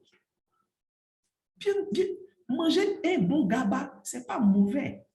Mais on ne peut pas manger parce qu'on n'a pas reçu la conviction de manger. Vaut mieux boire de l'eau et de faire la volonté de Dieu que de manger un poulet rôti sans avoir fait la volonté de Dieu. Oui. Oui. Regardez combien de fois vous avez mené une action qui n'était pas de la volonté de Dieu. Et ça fait mal au cœur de Dieu. Lorsqu'il veut nous orienter, lorsqu'il nous parle, mais on est entêté à faire ce qui nous semble bon. Ne confondez pas la bonté et la gentillesse. Non, non, non. Non. Cherchez à faire le bon combat. C'est pourquoi il est important, lorsque je vais te donner plus tard comment faire pour quitter le chemin de la perdition, tu pourras plus ou moins comprendre. En les pratiquant, tu sauras toute la vérité, toute la révélation de ce qu'il faut derrière. Est-ce que quelqu'un me suit? Est-ce que ça va? Si quelqu'un me suit, vous pouvez écrire Amen dans le chat, on te suit, peu importe ce que tu veux. Si tu veux, tu peux rire. Si tu veux, tu peux courir. Je ne sais pas. Voilà, voilà. Peu importe ce que tu veux. Merci. Autre chose, toujours dans le sens des choix. Toujours dans le sens des choix. Le chemin de la perdition naît de ce que vous voulez combattre vous-même. J'enseignais tout récemment certains de mes fils que la meilleure manière de vivre la victoire, c'est d'affirmer ses faiblesses. Vous savez, découvrir que je suis impudique n'est pas un péché. Vivre dans la fornication et que je sais que je vis dans la fornication n'est pas un péché. Le péché, c'est de croire que celui qui peut me donner de sortir de la fornication ne peut pas m'aider. Le péché, c'est de penser que celui qui peut m'aider à sortir de la mort ne peut pas m'aider. Et c'est quoi? J'explique pour que vous compreniez une chose. L'apôtre Paul dit, j'ai été crucifié avec Christ. Si je vis, ce n'est plus moi qui vis, c'est Christ qui vit en moi. Je ne suis pas sur le chemin de la perdition parce que c'est Christ qui vit en moi. Et le Christ qui vit en moi, c'est lui qui me conduit. Mais regardez, l'apôtre Paul dit, avant que Christ ne me conduise là, il fallait que je crucifie ma chair. Regardez, lorsque vous êtes faible, quand Dieu vous révèle vos faiblesses là, ce n'est pas pour que vous pleuriez, c'est pour que vous lui fassiez confiance et qu'il ôte votre faiblesse. Je l'ai dit la dernière fois sur le Zoom, Dieu ne vient pas combler le vide dans la vie de quelqu'un. Non, non, non, non, non. Dieu ne comble pas le vide dans la vie de quelqu'un. Dieu remplace tout à la fois parce qu'il ne se voit pas en train de boucher un trou parti et puis demain c'est ici qu'il va se percer. Ce qu'il fait, il enlève tout et il prend en même temps la place. Beaucoup d'entre vous, vous êtes sur le chemin de la perdition parce que vous voulez résoudre vos problèmes vous-même. Vous prenez vos résolutions vous-même. Vous voulez résoudre vos problèmes vous-même. Et c'est difficile. Depuis que tu as voulu ne plus tomber dans le péché, est-ce que tu as arrivé à ne plus tomber dans le péché? Non. Pourquoi? Parce que tu combats ton péché avec toi-même, ta propre mentalité. En voulant combattre les choses avec ta manière de comprendre, tu n'es pas en train de faire la volonté de Dieu. Dieu ne veut pas que toi tu supportes les choses. Dieu veut que tu lui laisses supporter les choses. Et j'ai compris une chose, beaucoup de personnes ne sont pas déchargées de leurs problèmes parce qu'ils ne sont pas fatigués, chargés. Vous êtes juste fatigués, vous n'êtes pas chargés. La Bible dit, venez à moi, vous qui êtes fatigués, chargés, je vous donnerai du repos. Tu n'as pas encore le repos parce que tu n'es pas fatigué, chargé. Tu n'as pas encore le repos parce que tu ne reconnais pas que tu es fatigué, chargé. Sincèrement, celui qui est fatigué, chargé, Dieu lui donne le repos. Depuis, tu essaies de lutter pour ne pas pécher. Depuis, tu essaies de lutter pour avoir une vie de prière. Tu as fait tout de toi-même. Quel était le résultat? Zéro. Pourquoi? Parce que tes efforts ne se résument en rien. Lorsque tu veux supporter tout de toi-même, tu vas vers le chemin de la perdition. C'est comme si tu mettais Dieu à côté.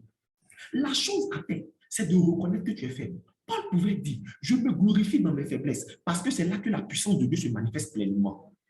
Autrement dit, si la puissance de Dieu ne se manifeste pas pleinement, c'est que c'est la puissance du diable qui est en train de se manifester pleinement. Donc, si c'est la puissance du diable qui se manifeste pleinement, je suis sur le chemin de la perdition. Et c'est l'esprit de perdition.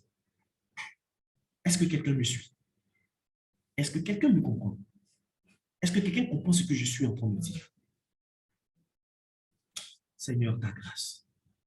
Je prie vraiment que le Seigneur illumine les yeux de votre cœur et qu'au sortir de ce Zoom, toutes les choses commencent à changer et que vous compreniez l'importance de marcher avec le Christ pour parvenir à la victoire loin du chemin de la perdition. Mon frère a parlé de suite de celui qui te suit les bergers. De celui qui te suit les bergers. Et là, je vais parler rapidement de comment arriver à peut-être finir avec tout ça. On va prendre Jean chapitre 6, le verset 39. Rapidement. Jean le chapitre 6, le verset 39.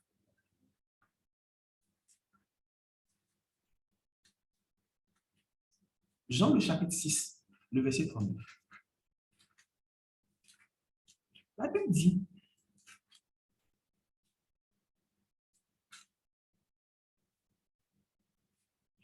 dit, écoutez, oh, celui qui m'a envoyé veut que je ne perde aucun de ceux qu'il m'a donné, mais je les ressuscite au dernier jour. Vous voyez? Et je réitère les propos de mon frère. Il a dit dessus, ce sont les bergers qui vous donnent d'être sauvés.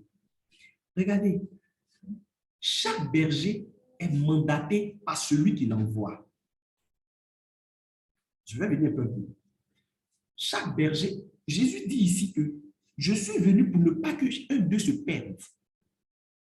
Ceux qui vous font perdre, c'est parce que celui qui les a envoyés, il a pour mission de vous faire perdre. Il a été envoyé par Satan. Sinon, quand il vient de Dieu, ce n'est pas de faire perdre ceux qui l'enseignent, c'est de les amener sur le chemin de la victoire.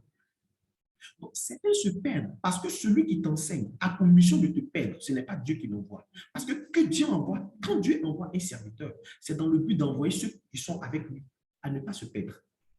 On va aller dans Ésaïe 9, verset 15. Vous allez mieux comprendre.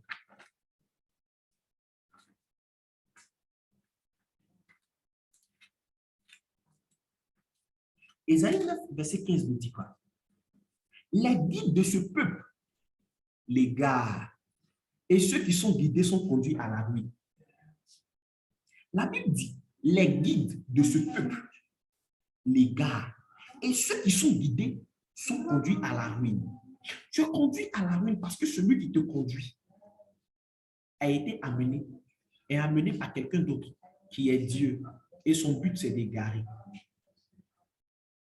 Quand quelqu'un qui vit dans la débauche veut te conduire, son but, c'est que tu vis dans la débauche. Pourquoi? Parce que celui qui l'anime, c'est celui qui va te donner aussi. Ça, c'est le premier point. Donc, en réalité, pour quitter la perdition, je dois vérifier la qualité de ceux que j'écoute, de ceux qui m'enseignent, de ceux que je prends comme exemple. Si ils ont eu un mauvais, comment on appelle ça, guide, ou bien ils ont eu une mauvaise personne qui les a envoyés, partant de ce fait, moi aussi, je serais perdu. Je serais perdu. Deuxième des choses, on va aller rapidement, c'est l'endroit où tu te trouves. Lorsqu'on prend Ésaïe, le chapitre 6, le verset 15, la Bible dit, Ésaïe chapitre 6, verset 5, pardon, la Bible dit, je m'écrierai malheur à moi, je suis perdu, car j'ai les lèvres impures et j'habite au milieu d'un peuple aux lèvres impures. Qu'est-ce qu'il a fait qu'il était perdu? Car il avait les lèvres impures, et puis quoi? Il était au milieu d'un peuple aux lèvres impures. Donc, en réalité, tu te perds en fonction de ton environnement, en fonction de ceux qui sont dans ton entourage. C'est pourquoi la Bible dit les mauvaises compagnies corrompent les bonnes mœurs. Tu gagnerais à revoir ton entourage si tu veux quitter le chemin de la perdition. Tu gagnerais à filtrer ton entourage si tu veux quitter le chemin de la perdition. Écoutez-moi très bien. Celui qui est ami à un païen n'est pas un chrétien, c'est un païen. Si tu veux, il faut couper la vidéo, il faut mettre ça où tu veux. Si tu es ami à un païen, tu es païen, tu n'es pas chrétien. Parce qu'il n'y a pas de lien entre la lumière et les ténèbres. Est-ce que quelqu'un me comprend?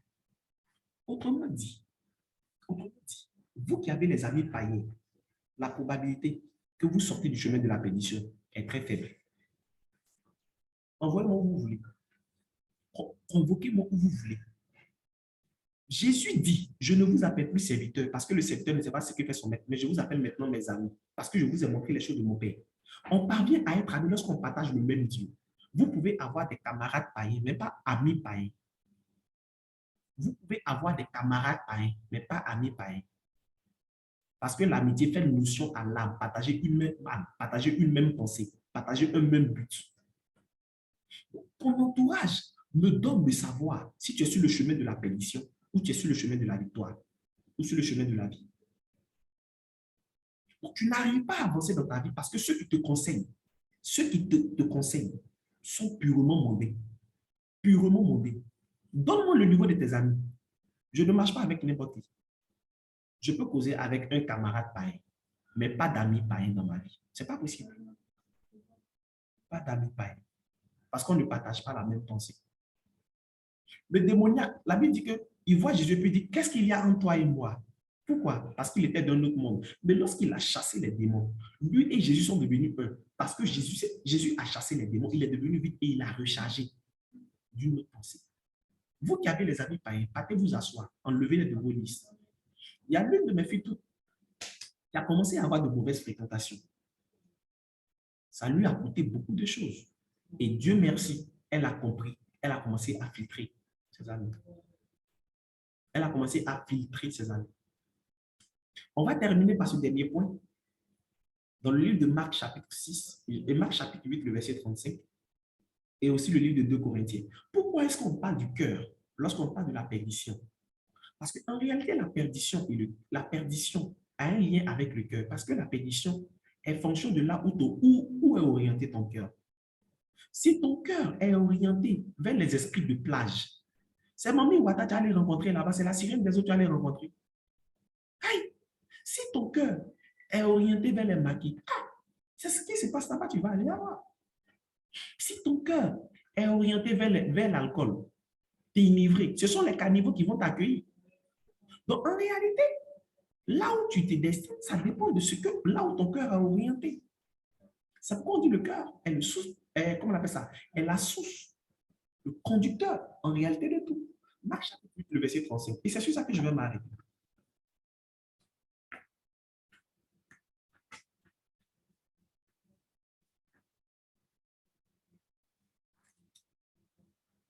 Marc le chapitre 8, le verset 35.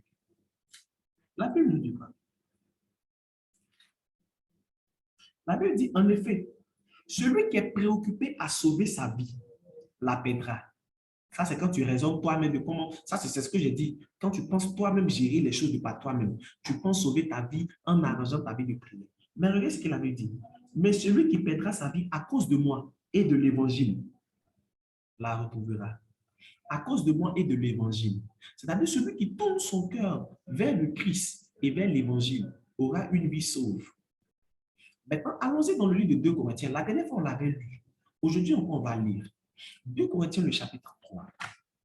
Et ça sera mon dernier verset. Et après quoi, je vais prier.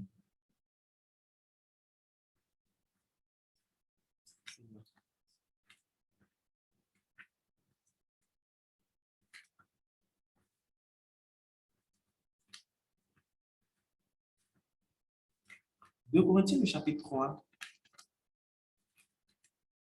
à partir du verset 15. J'ai dit de suite que l'esprit de perdition part lorsque c'est l'esprit qui vit en moi. Parce que l'esprit qui vit en moi me conduira dans toute la vérité. Comme c'est que le Saint-Esprit viendra et nous conduira dans toute la vérité. Donc, l'esprit de perdition n'est pas de ma vie lorsque je suis conduit par l'esprit. Donc, en réalité, lorsque je suis sur le chemin de la perdition, je ne suis plus conduit par l'esprit. Je suis conduit par autre chose. Or, la Bible nous fait comprendre que pour être conduit par l'esprit, regarde ce que Corinthiens nous dit. Corinthiens nous dit quoi? 2 Corinthiens chapitre 3, à partir du verset 15. La Bible dit, jusqu'à ce jour, toutes les fois que les Israélites lisent les écrits de Moïse, un voile leur couvre l'esprit. Mais comme le dit l'Écriture, lorsque Moïse se tournait vers le Seigneur, j'ai dit de suite que l'esprit de perdition part, ça dépend de où est-ce que a orienté mon cœur. La Bible dit, lorsque Moïse se tournait vers le Seigneur, il ôtait le voile. Le Seigneur dont parle le texte, c'est l'Esprit. Et là où est l'Esprit du Seigneur, là règne la liberté. Vous avez vu, j'ai dit que l'esprit de perdition part parce que tu es conduit par le Saint-Esprit. Tu es conduit par l'Esprit. Or, on est conduit par l'Esprit parce que notre cœur est orienté vers le Seigneur. Pourquoi? Parce que lorsque mon cœur n'est pas orienté vers le Seigneur, il y a un voile sur ma vie. Et le voile là, attends, le but de voile, c'est de faire quoi? C'est de voiler ta face pour ne pas savoir où tu pars. Or, quand tu ne sais pas où tu pars, tu es en train de marcher n'importe comment, tu vas sur le chemin de la perdition. Est-ce que je me fais comprendre? Mais Jésus nous dit, pour que ce voile-là puisse partir et que tu puisses savoir où partir, il faut que ton cœur se tourne vers le Seigneur. Et la Bible dit, et nous tous qui le visage découvert, nous nous contemplons dans un même miroir. Vous voyez? Donc, en réalité, le résultat, c'est que ton cœur, dans ton cœur, tu penses trop à ton ventre, tu penses trop à tes besoins personnels, tu penses trop à tout ce qui te préoccupe, tu ne penses pas aux affaires de Dieu. Tu gagnerais à tourner ton cœur vers les choses de Dieu pour que le Saint-Esprit te conduise et que tu quittes vers les chemins de la perdition. Donc, en réalité, tu ne sauras jamais, écoutez-moi bien, tu ne sauras jamais connaître, mener le bon combat autant de fois ton cœur est orienté vers toi-même, autant de fois ton cœur est orienté vers tes besoins personnels. Parce que lorsque ton cœur est orienté vers tes besoins personnels, tu as tendance à mener le combat selon toi, pas le combat selon Dieu. Mais lorsque tes cœurs sont orientés vers Christ, tu auras tendance à mener le combat selon Christ, pas le combat selon toi. Et Jésus nous dit, nous tous qui avons le visage découvert, ce qui veut dire que quoi? Le voile a été ôté. Parce que le voile a été ôté là, je sais où je vais maintenant. Pourquoi je sais où je vais? Parce que l'Esprit éclaire ma vie. L'Esprit éclaire ma vie. Jusqu'au jour d'aujourd'hui, tu n'es pas encore une lumière de Christ. Pourquoi? Parce que ce n'est pas Christ qui conduit ta vie. Et quand Christ ne conduit pas ta vie, tu n'es pas une lumière, tu es une lampe. OK. Lorsque Christ ne conduit pas ta vie, tu n'es pas une lumière, tu es une lampe. Parce que la lampe n'éclaire pas, c'est la lumière qui éclaire. C'est la lumière qui éclaire. La lumière donne de la valeur à la lampe. Mais la lumière est déjà une valeur, a déjà de la valeur sans que la lampe même ne fasse sa place. Est-ce que quelqu'un m'a compris? On a défini l'esprit de perdition. On a parlé plus ou moins des sources, ce qui nous pousse à aller vers l'esprit de perdition. Et là, je viens de terminer par comment faire. La première des choses, c'est de choisir ceux qui nous dirigent. On a vu dans l'Apocalypse, Jézabel a fait perdre les gens. On a vu dans l'Apocalypse, certaines personnes hébergeaient des personnes qui pouvaient faire perdre les gens. Donc, ça part de ce que j'écoute me donne de savoir si je serai perdu ou pas. Après ça, j'ai parlé de quoi? Du milieu là où vous vous trouvez. Du milieu là où vous vous trouvez. C'est tout. Du milieu là où vous vous trouvez. Ça, c'est la vision de chaque fois la Bible, les mauvaises compagnies corrompent les bonnes places. Et là, je viens vous parler d'où est-ce que vos cœurs sont orientés, vers où votre cœur est orienté. On vient de voir dans la Bible que la Bible dit que celui qui voudra sauver sa vie la perdra. Mais celui qui voudra sauver sa vie à cause de moi et de l'évangile, là, autrement dit, c'est comme si ton cœur est tourné vers les choses de Dieu. Nous, quand on se réveille le matin, comment on va penser à Dieu? Comment on va faire les choses de Dieu? À force de penser à ça, Dieu nous donne les instructions et on est obligé de marcher selon les instructions. Que le Seigneur vous bénisse. Je prie que vos cœurs soient tournés vers l'œuvre de Christ. Je prie que vos pensées soient tournées vers l'œuvre de Christ. Pour que pendant que vous seriez en train de penser, pendant que vous seriez en train de voir Christ, pendant que vous seriez en train de manifester les choses pour servir Dieu, le Saint-Esprit va vous conduire, le Saint-Esprit va vous remplir. Et c'est lui qui vous donnera de quitter le chemin de la perdition. Que le Seigneur vous bénisse, vous tous qui êtes connectés. Que la grâce de Dieu repose sur vous. Et que le Seigneur fasse de vous des personnes authentiques. Des personnes qui on voit dans la rue, on dit assurément, cette personne est de Dieu. Cette personne est de Christ à cause de ce que la personne reflète. Je prie, j'ai l'habitude de dire ça, et moi, c'est mon partage. Moi, Ludovic, je ne me contente pas de voir la gloire de Dieu. Moi, je vis la gloire de Dieu et je transmets la gloire de Dieu. Que cela soit votre partage. Que cela soit votre partage. Que la grâce de Dieu surabonde sur votre vie et que Dieu vous bénisse.